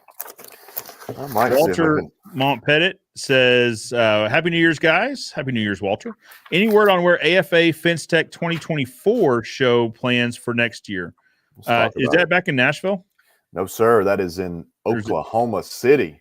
No. He said 24. Oh, I don't know, man. I think, let me look it up real quick, but it's coming back to Nashville because they had to skip Nashville for the pandemic. AFA Fence Tech 2024. Yeah, 23 is in Oklahoma City. OKC in 23. Yep, 24 is in Nashville. Awesome, man. That's cool. So I'll be there. Yeah, I bet. I'm looking forward to it. Kasserk Distributors, hello and welcome. Great to see you guys back. Great show, great last show, guys. Happy New Year from Philly. Kasserk, Chris, happy New Year. Appreciate it. Mitchell Fence Academy says, man, what have I missed? Just jumped on here. What haven't you missed? Good news. Segue alert. You can listen to this on podcast, or there'll be a replay directly after this live, and you can actually skip past the countdown and all of it. So you can always watch the replay and catch up. Michael Taylor says, manufacturing is a different animal. You are not joking. We're figuring that out. Sam's got a great point. Sam says, you need to learn how to learn. I think that's fair. I think that's really fair. But you love chain link? Yes, I really enjoy manufacturing chain link. So Justin's saying follow-up calls added 10. I'm guessing probably 10%. Follow-up calls are huge. And I don't know that it's necessarily like a really comfortable thing.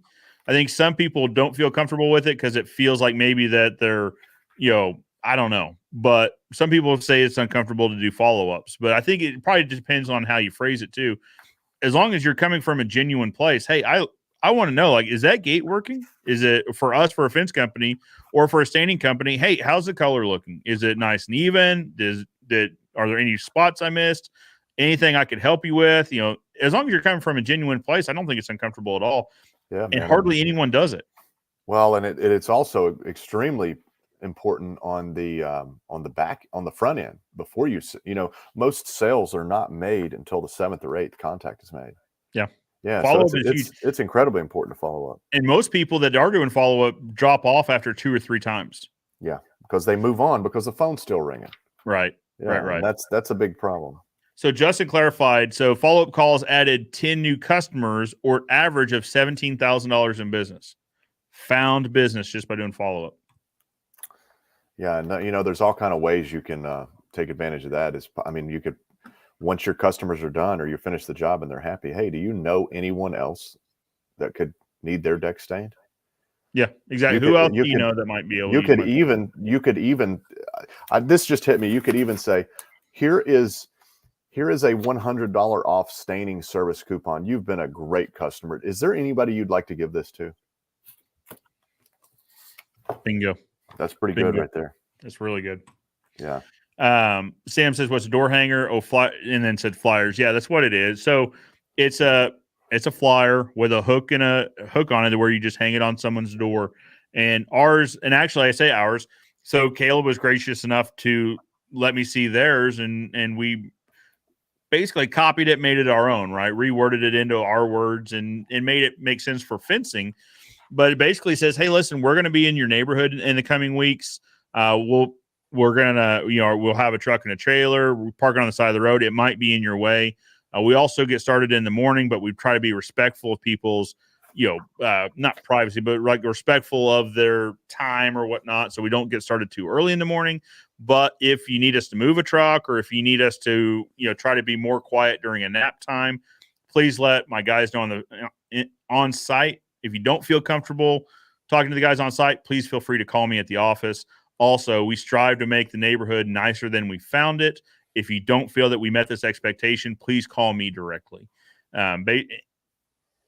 It works, right? We'll get people that call up saying, hey, I appreciate you letting me know. And we would get people that called and said, hey, my kid, this is an example I use often. So my kids take a nap at 2. If we're nailing up a fence, we got a generator running. We've got the nail gun. Could you not nail like between 2 and 3? Okay. Well, yeah, let me reach out to the crew, see if they want to take lunch during that time, or see if they can push and get done by 2 and just be done and pull up and leave. That's fine. Because here's the thing is when someone calls up with that request, they almost expect a no. There's nope, that's unreasonable. We're here to build fence. So when they get a yes, that resonates. That sits in their mind. And from a marketing perspective, all we're trying to do is live rent-free in the back of someone's mind. So if they need the service, they think of you. If they know anyone, which is a friend or family or someone in one of these Facebook neighborhood groups, ask, hey, who do you know that does fence?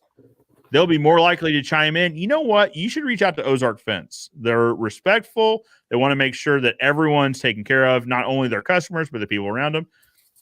It works really well. And, listen, the good thing is always the good choice, right? Like you're also being a good neighbor to them. Even if you don't live in the neighborhood, your client does. And your client's going to have to live next to these people for quite a while. So it stands to reason, if you're nice and courteous, it does everyone a favor. Justin's got an interesting one. Is it illegal to place any type of mail advertising in iron mailbox according to U.S. Postal Service? Yeah, you can't put it inside the mailbox. Now, the gray area that a lot of people use around here is you can hang it off the flag. You can't put it in. Yeah, our understanding that's federal property. Yeah, our understanding is the outside is okay. The inside is not. Yeah.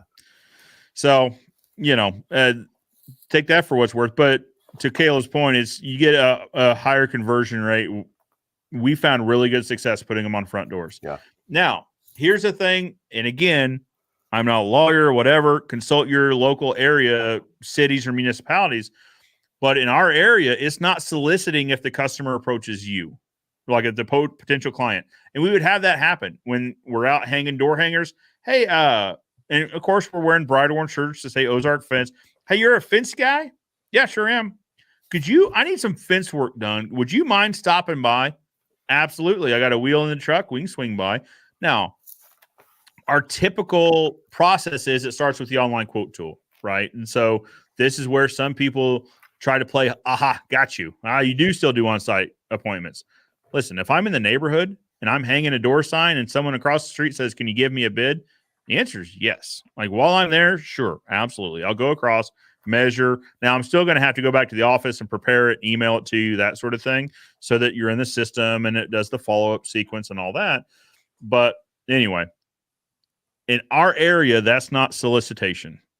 So we still don't need a solicitor's license to have that conversation with that potential customer. And that happens more than you'd think.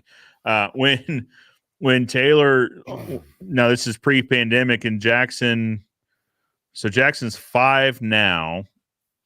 So he would have been, 2 or 3, and she liked to get out of the house and take him on walks. So she would go do door hang. Like she would do like half a neighborhood, or if it was a smaller neighborhood, she just go do a whole neighborhood, get him out in a stroller, walk around with him, doing door hangers.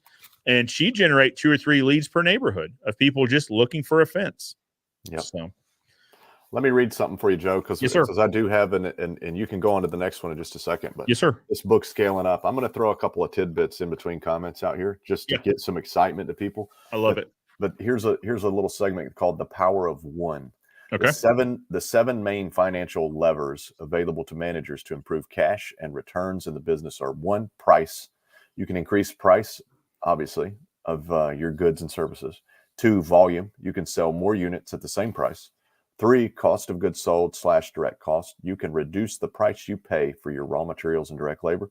4, operating expenses. You can reduce your operating costs. 5, accounts receivable. You can collect from your debtors faster. Inventory / works in progress. You can reduce the amount of stock you have on hand. And 7, accounts payable. You can slow down the payment to creditors. All of those things seem very obvious. And then there's a whole big segment on each one of those things. But some people, that's news to some people. Well, and you, instead of having to make one big change in one of those areas, you could do small changes in each one of them. You can call if you have 30-day terms with someone for something. You could call and say, let's talk about 45-day terms. Yeah, sure. And that's one of the things, you slowed down the payment to your creditors. Well, one thing we did, and we have a lady, Holly, that is our bookkeeper. She's in accounting. So one of the things that we started doing with her was if we had a customer that's on net 30 terms, at 15 days, she calls and she says, hey, just want to make sure you received the invoice. Now it's all digital. They definitely received it, but just want to make sure you got the invoice. Could you pull it up and make sure there's no questions?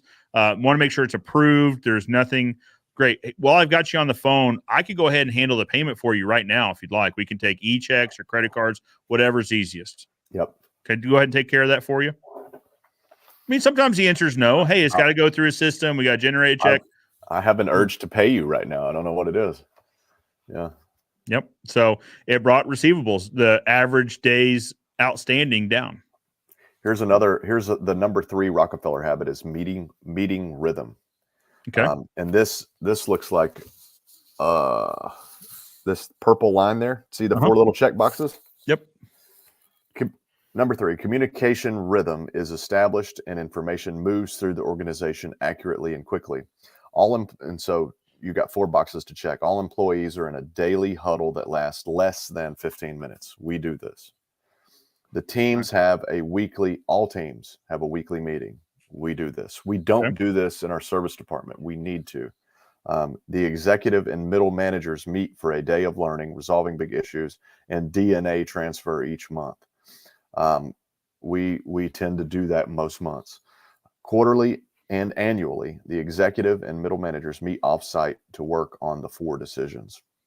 And the 4 decisions are covered somewhere else, but meetings and meeting rhythms has been the one main thing that our business coach has forced us to do this year, and it has made such a difference. I like it. It's made such a difference. Just getting away from the office with your executive team. Yep. And meeting, talking about things. And once you figure out how to set priorities, man, it's really. And away from the office is important, right? It gets you out of the environment to where no one can just, hey, you got just a minute. So for us, it kind of happened by force because our conference room here at Ozark Fence, we turned it into 2 offices for Holly and Scott. We lost our conference room. Well, then we got the new location for Ozark Wireworks that had a conference room. Perfect. All the conference room stuff over there. Now we do all of our advisory board meetings over at Ozark Wireworks. But it's really nice because it got us off site and no one needed to step out for just a minute. No one looked at the security camera, saw a customer like, hey, let me go say hi to him really quickly. I'll be right back. Offsite is offsite. You got to do it. Now, the next step is turning phones on airplane mode. That's the next step, I think. Oh, yeah, you got to do it. But let's see. So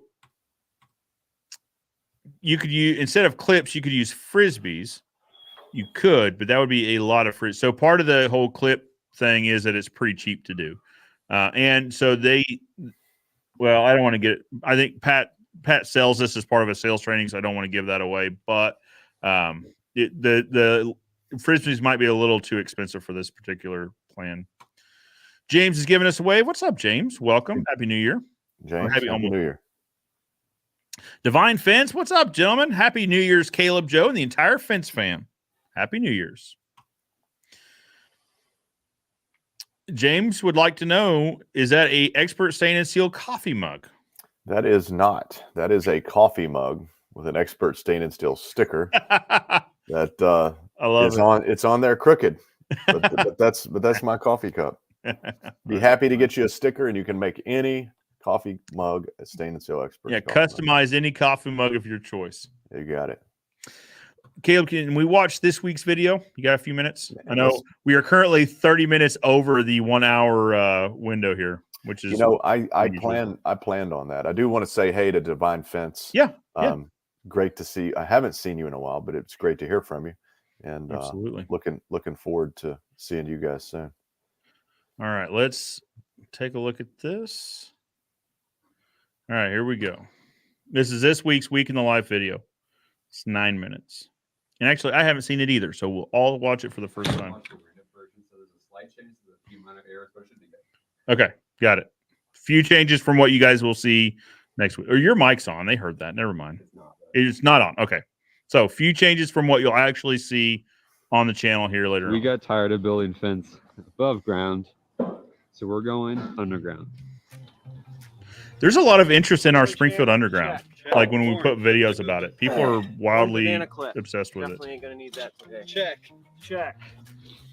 Angle grinder with cutting disc. Check. This is our pre-flight check. Please stow all your tray tables and make sure your seats are upright. Get ready for a nice flight on over to the underground. Got batteries on the other side. We got the dealio on the other side. Gotta have a dealio. We do have that thingamabob. Off to the underground we go. This must have been back when it was cold. Not really familiar with it. So the thing about the underground, unless it's like beautiful weather outside, everyone loves to go to the underground. It's warm in the winter and it's cool in the summer. It just stays at constant temperature.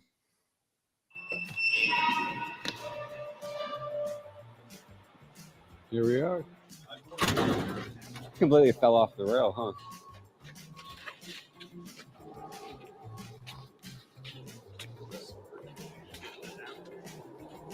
This is unfortunate. Broken. Say somebody ran over that with a forklift. It's going to be quite the. Is that what they say happened? Yeah. Broken. I bet it's a forklift. It doesn't look like they could drive vehicles into that. At least keeps us together. We try and flatten this out.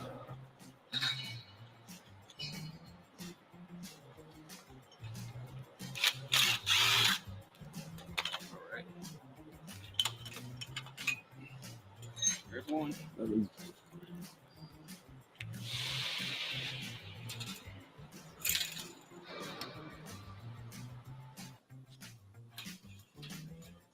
What's going on, Matt? So we are getting ready to put on the ground wheels, and we realized down here on this other end that the weld broke, and so as a field repair, we're just going to self-tap the corner that broke. And actually it works out pretty good for us because we can just turn the gate to put the broken end on the back side, and put the ground wheels on the front side. That's still good. I think by doing that, it'll be a lot better, be more sturdy when it rolls. The proper way to do this is bring it back to the shop and fix it, but this particular client just wanted a quick fix until the next time it get hit. So that's what we're going to do. And I think that's what we're talking about. Sometimes we'll show like repair videos, and the comments would be, well, that's not the exact right way of doing it. You could have taken it back to the shop and refabricated. We could in a scenario like this. And when we gave them a bid, we gave them two options. Like, here's a field repair option. Here's a bring it back to the shop and do it right option. The thinking there was, hey, this thing is going to get hit again, probably within the next few weeks. Put it back together until this thing's going to get hit so many times until this thing's crumbling in your hands. We're not going to replace it. So you make the suggestions, sometimes forcefully, but ultimately the customer dictates the work. And that's within pretty reason. good so far. Okay. Why don't you try to straighten back out some? Yep, you're good. 2 foot. 1 foot. Got about this much. Come on. Okay. You're on it. Now bring it back just a little. Come on. Come on. A little more. Come on. A little more. I think a tad more. A little more. More. I think. So again, the exact professional way would be to completely remove this post and replace it with a new one, or you could cut sleeve and re-weld it. But the customer's opinion was that this thing's going to get hit in the next few weeks again anyway. Is it core drilled? Yeah. So So this they're is just going to in, straighten it. This schedule 40 posts, right? yeah. Oh Yeah. yeah, man, it'll take it. So it will, but I'm already guessing at what the comments are going to be when this thing goes live to the public. Yep. Professional solution. Professional driving right there. Perfectly. Because Eric was driving. It's always pro level when Eric's doing it. Did you guys have to have a chaperone down there? Okay. There's a guy in a safety vest. So some areas down there you do. Oh, okay. Just curious.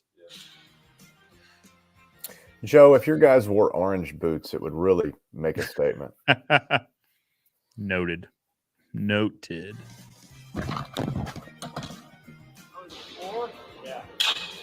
Oh, no, right there. Yeah. Right there.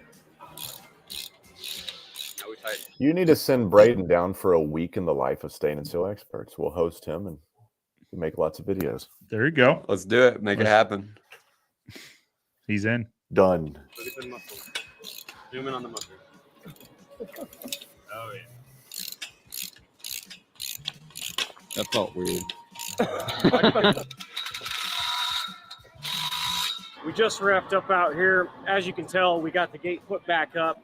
We also got the gate flipped around. When we first got here, the screen was on the inside of the gate. So I don't know what happened there, but we were able to basically turn the gate around.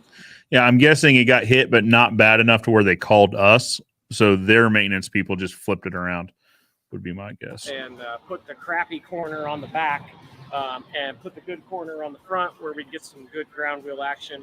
And subsequently, we now have the screen on the front side, which is where it should be anyway. So all in all, it turned out pretty good, and we're out of here. All right, guys, it is bright and early Thursday morning. I'm over at Wireworks because we just got another shipment of wire in. Now, this time around, the driver wasn't super stoked about having either himself or his truck in the video. So That is an understatement. This man, he got pretty upset when I told him I was just going to put a camera and we we're going to film just like unloading it. Absolutely not. Didn't want him, didn't want his truck or trailer in it. Absolutely not. Joe, some people got warrants, man. You got to respect that. Well, yeah. And, this is like one of those decisions you make. You're like, well, technically you're in public. You don't have a reasonable expectation of privacy. I could film it if I wanted to, but anyway, decided that battle was not worth it. So we're going to start a little bit later. So all the wire's been brought into the shop. I'm going to show you kind of what that looks like. This is it. And I forgot to make it go horizontal again. So that's me being a fence guy, not a video guy. We got 45,000 pounds roughly of 11.5 gauge, 1.2 ounce galvanized before weave. What we're getting ready to run through that machine and turn into a little bit of 4 foot 11.5, some 6 foot 11.5 temporary wire. We got 24 carriers, so rough math tells us there's around 2,000 pounds. Now, of course, this in the back. The math does not say 2,000 pounds. That's what I said. That's what came out of my mouth, and I clarify it here in a minute. That was already there. So, yeah, 24 carriers, 11.5 gauge, 45,000 pounds of wire. Let's put it up right there. And just like that, all the wires put up. It said 24 carriers, 45,000 pounds. I think it said 2,000 pounds of carrier earlier. It's like 1,800 and change. You get it. There's a bunch of wire there. Actually, and that doesn't count this little piece that was left over from the last production run. So, yeah, a bunch of 11.5 gauge, And then we've got some 9-gauge here. So these 3 rows are 9-gauge a little bit. So we're still waiting on a load to come in of 9-gauge. And then we've got a little bit of 11-gauge. So, yeah, if you guys need any wire, let us know. Let's talk about the wire for a second. So it's all from Davis Wire, California. So it's a domestically produced wire. And talking with some of you that buy wire elsewhere, you're totally fine with buying import-produced wire, or wire that's produced outside of the country. So, yeah, I don't know where we're going to put it.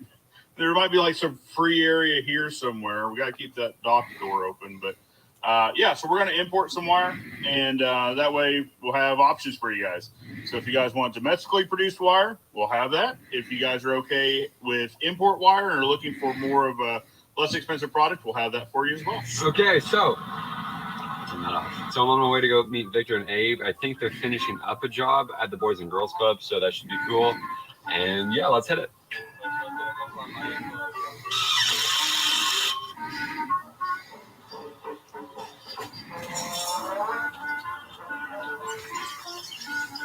Just to show you that everyone pitches in, this is actually a job that I sold. We could tell you sold it. Yeah. Hey, listen, we could have done without that comment. Okay, like listen, Oh, I this was was just- sold right. Yeah.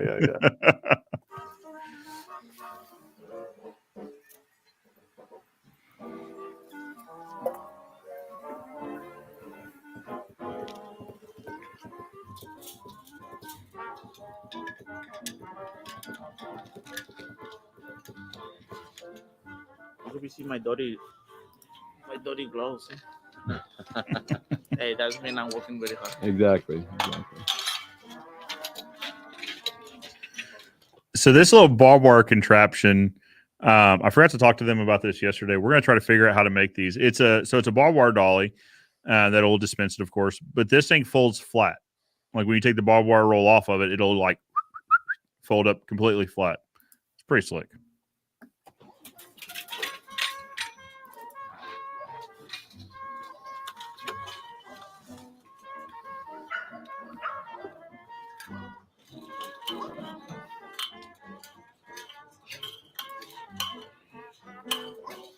I need to.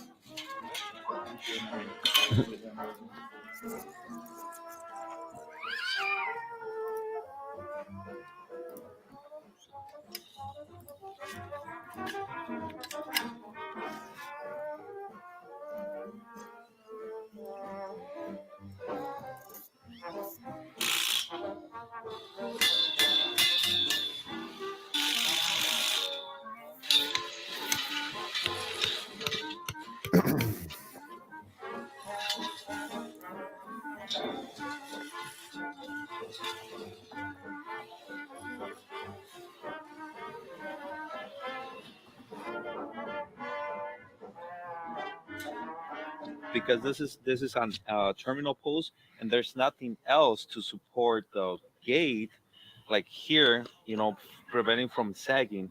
So what I did, I just pre-drill, put a rewire. The rewire, it goes like probably like 8 inches down, and like probably like 2 feet up to here, up, and I filled it up with concrete up to probably here.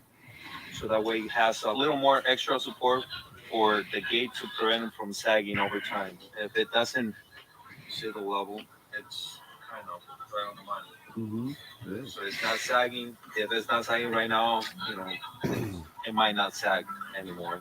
But the thing on the concrete and the rewire, that helps a lot. Hey, that works out. Secret code word this week, stain. There you go. You know what? Looking at that gate, you know what I was always told. I don't know if it's true. You may know, but the weight of a gate, every 3 foot that the gate is, the weight doubles because of leverage. So if it's 1,000-pound gate, every 3 feet that it's long, the weight on the end of the gate. So if that's a 10-foot gate, or let's say a 9-foot gate, it would be actually 3,000 pounds of force on the end. So that's why it's so important to properly frame your gates and get the bracing going the right way. Because that's a great point, is making sure the braces go the right way. Yeah. Well, you've seen a fence post that you grab and you cannot move the gate post, but then you go to the end of the 4-foot gate and you take your finger on the top and you can move the whole post. Yeah, the whole post will move. Yeah, it's leverage, man. Mm-hmm. Nope. Yeah, this was these gates were 8 feet each. It was a 16-foot opening. They were tired of the trash company hitting the dumpster, so they decided just to go the whole width of it with gates. But we have a 16-foot gate in front of our shop, and there's 800 pounds of concrete on each post, 4 feet in the ground. Don't want to do it again. Every 5 years, you got to take a forklift and push them up because they're going to sag, Yeah. Let's see. Joe, you want to talk about Fence Tech? Yep. Let me just say hello. So Pro Wash used to drive a truck into the underground. It really is a cool place. James says that looks awesome. Thank you. So Jonathan's he says, prepping my beats to smoke while listening. Love the conversation about technology expenses. In the fence industry, we always had very limited options. Now there are so many CRM, bidding programs, etc. There are a lot. And each one of them comes with a monthly recurring fee. Remember the good old days when you just bought the disc? Right. Well, this is where I got kind of sideways with, not sideways. I just quit doing business with, I don't know what you'd call them. A technology company. 3-letter word. Yeah. Yeah. We did the same thing. So you paid a lot of money up for us. Now understand, when we bought the software, we were doing around $1 million a year. Their cost for the software was expensive for us. Like, it meant a lot to us to spend these dollars on the software, but we did because there's some value there, and a lot of people use this particular software. The only one you could get in the industry too. Yeah, and it did a lot of good stuff for you. I won't argue with that. But then we started getting these twice a year updates, mandatory updates, but they were stuff like it would be a vinyl update. Well, we don't do vinyl, so we wouldn't get it. Well, and then the next one, you had to buy at least one a year. The next one came out, and it was like a brand update for 2 brands we didn't even use. $10K a pop. So yeah, so we just didn't buy them. I mean, it not something that we could readily afford. So then if you didn't do this, if you didn't pay the 10 grand a year or 20 grand, if you did both the updates, they would turn off one of the key features. And actually, so what it is they're a software company. They know how to do this stuff, right? There's a timer in there where if it doesn't get an update code that's supplied with this update, it'll automatically turn off this key feature. And I took offense to that, and I let them know that in an email. And then they basically just replied back, hey, it is what it is. If you're not happy, you can go elsewhere. With the joke being you couldn't go elsewhere, right? At the time, like, they were the software game. Buddy, they sure lost out, though. I mean, that's just the way it goes. So technology catch up. Yeah. And so I was done with that idea. But now all the software companies have a monthly recurring fee. But that one hurt more. It bit me more because it was such a big upfront cost. Yeah. And then it was a big update cost. Like I said, $10,000 an update. Like, that's not nothing. Right. So, especially to a company that was small and trying to grow. So yeah. Same thing happened in my family's fence business. Same thing. It's expensive. So finally that software just became, you'll build some shop drawings with it because that's the only feature that's left. And It's useful, but we'll never use it because, you got to pay $30,000 or $40,000 to catch it up to get up to date. Well, that's the thing. And it felt antiquated as far as like the interface, what it looked like and what you could and couldn't do with it. And the biggest pain point for us is it's a Windows only program. Well, we're a Macintosh office. Like, all of our stuff is Mac. So then we had to run Parallel, a program called Parallel, to where we could run Windows on a Mac. Well, then we had to go buy a Windows license to load on this and then run the program. But only this one computer that had Parallels and the Windows license could use the software. It was a nightmare. So anyway, that's the way it goes. It's a fair point. There's so many now. Like, there's a lot of options. So yeah, man. Aaron Burkhardt says, good afternoon, Joe. Good afternoon, Aaron. Aaron, as here local to me. Actually, he's in Springfield, Sertoma with me. If you guys watch the channel, you saw like Wingapalooza we had recently. Sertoma's a group of people that get together to raise money for area children's charities. So, all right, let's talk about Fence Tech. I see you put something up. I put a graphic up. Oh, wow. Look, I need to blow that up. Well, so I watched you resize it like in the little preview window, and it looked perfect in the preview window. But when you put it up on the big screen, it looks a little different. Well, this is just to highlight our beautiful graphic team. They do a fantastic job. So absolutely, all our products are coming along. We're going into pouches for our cleaning chemicals. You can run the pouch over with a forklift and not break it, which is good. And where a plastic container tends to break if the mailman drops it. But the point of this was because I'm going to forget the booth number if I don't put it up. But 1111. Fence Tech, Metal Fab, Oklahoma City. We're at booth 1111, and actually, I'm going to be giving a class for Fence Tech for the AFA on basically wood care after the install. So for fencers, geared towards fencers, I'm going to talk about. Actually, let me pull my notes up here. Yeah, and I'll tell you. But basically, the idea is I've wanted to work in collaboration with Fence Tech and AFA for a long time, because I come from the fence business, and I just feel like that's my home. It's always been my home. Sure. And so I just really wanted to be a part of that. And I'm finding the email that I sent to the Fence Tech to AFA. You know which day your talk's on? I don't know, but I will get you that information. Yeah. But basically, wood care after the install. The class is intended to inspire business leaders, managers, and operations staff to seize the opportunity that professional wood care presents to your business. Properly maintained exterior wood lasts longer, attracts more attention, and gives a complete and satisfying customer experience. After completing the course, participants will be better able to understand why wood care is important to your business, your fence business, your deck business, to close more jobs and add cash flow to your current business, and to create recurring revenue to increase the lifetime value of your clients, which is very important. Lifetime value is a huge thing. And Absolutely. and obviously we will be at booth 1111. We've got a island booth this year. Nice. And we're going to have a really, really, really cool booth. It's going to be awesome. So I'm very excited about that.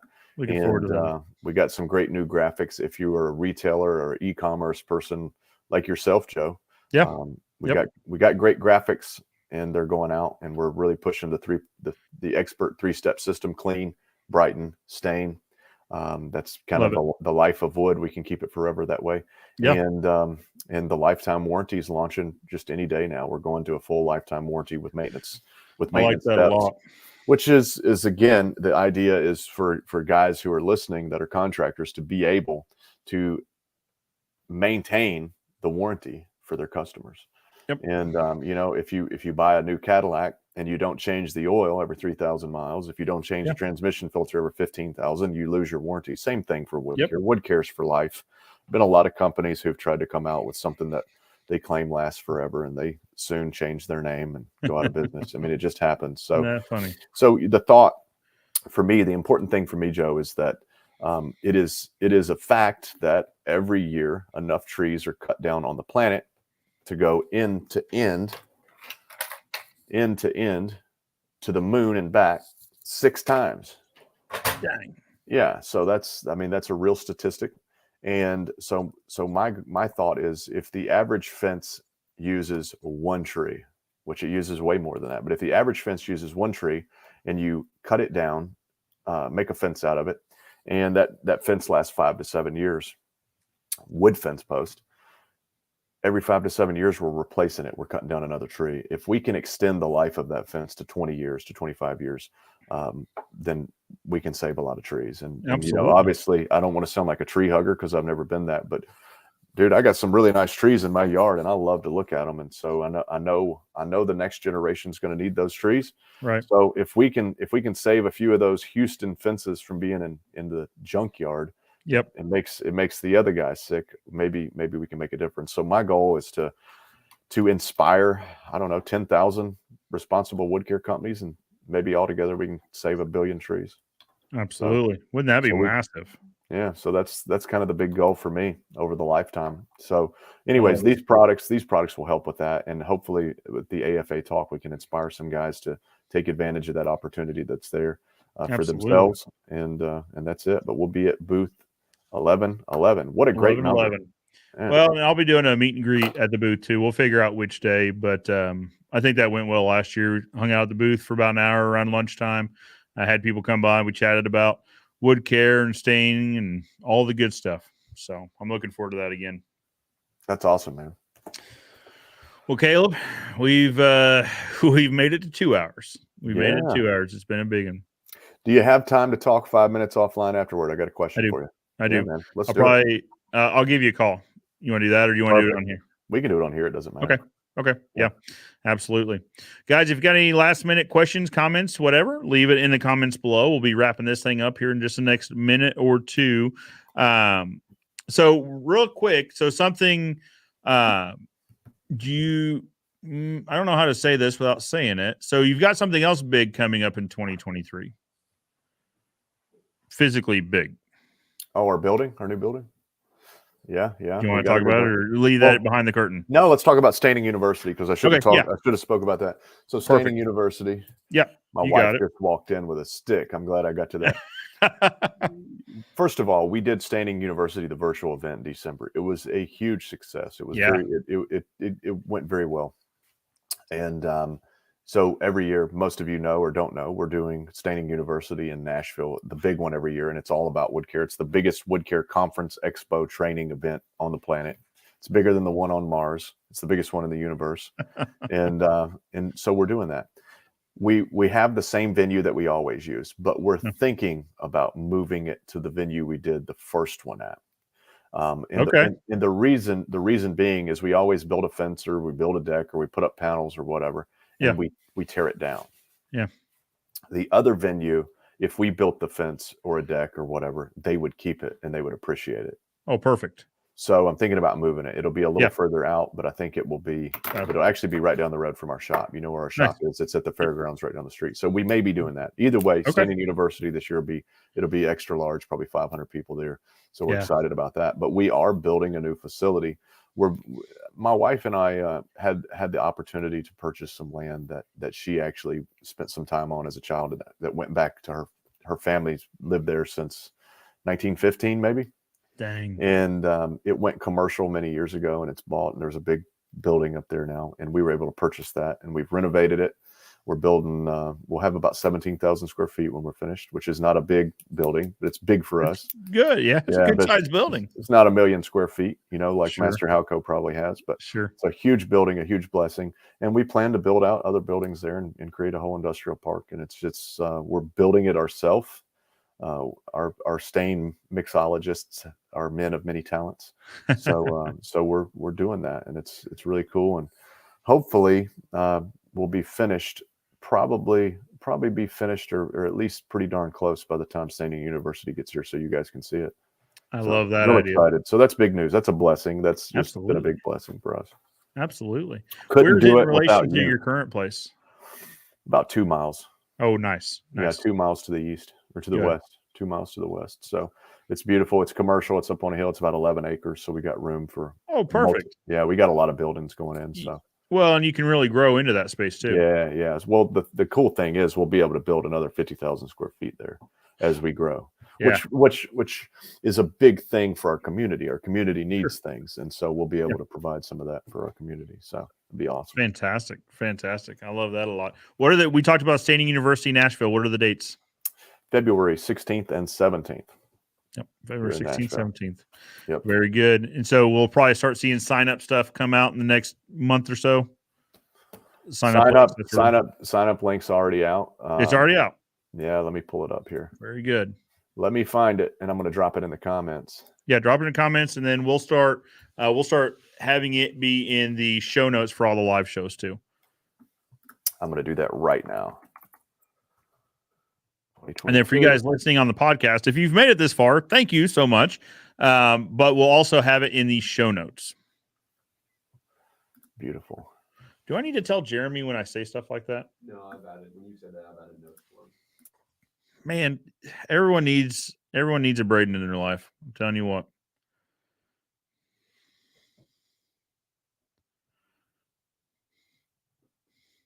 You know what would be good? Talk about doing like a week in the life for the stain, but I'd like to come down maybe the morning before. Well, but you guys are usually setting up Stainless Experts, so we need to make just a separate trip to come do some content with you guys. I think that would be really neat. Well, here's what we could do: we could plan a trip down there when the new facility opens.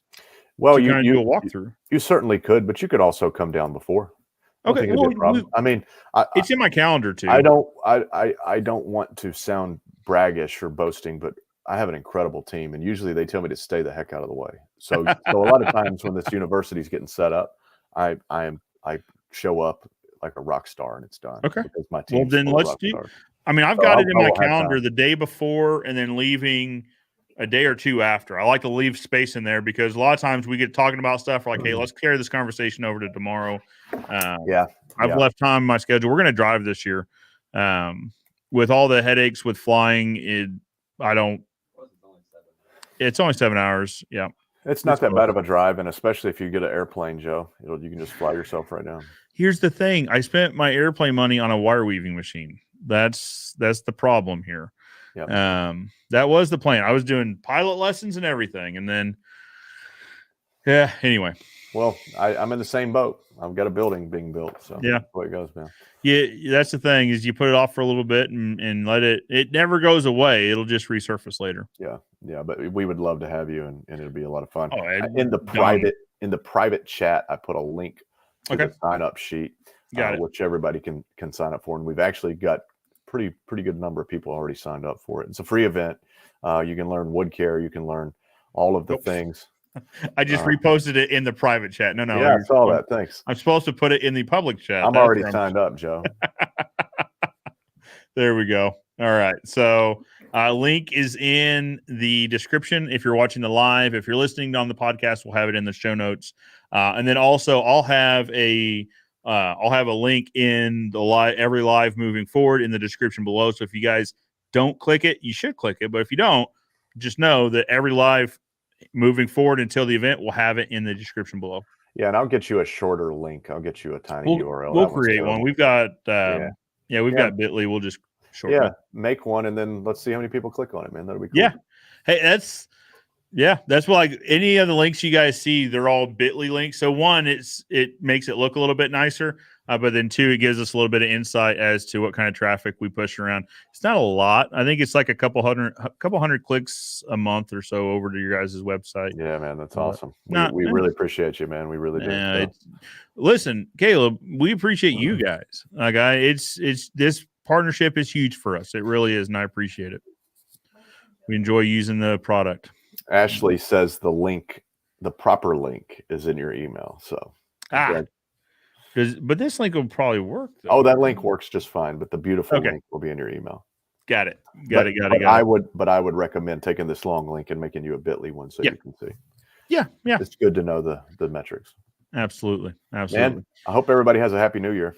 Hey, and guys, this is going to be a regular thing as much as we can make it happen. The last Saturday of the month when we're both available, having Caleb on, because I'd like to talk more about staying and sealing, because it's something that you guys know is ever growing in the fencing industry. More and more companies are bringing it on, realizing that it makes a great additional profit center, a stream of revenue for your guys' fencing business.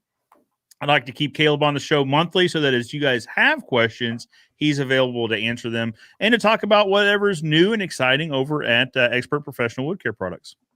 So we love it, man. We love Caleb, I appreciate you coming on. I always do. Well, same to you.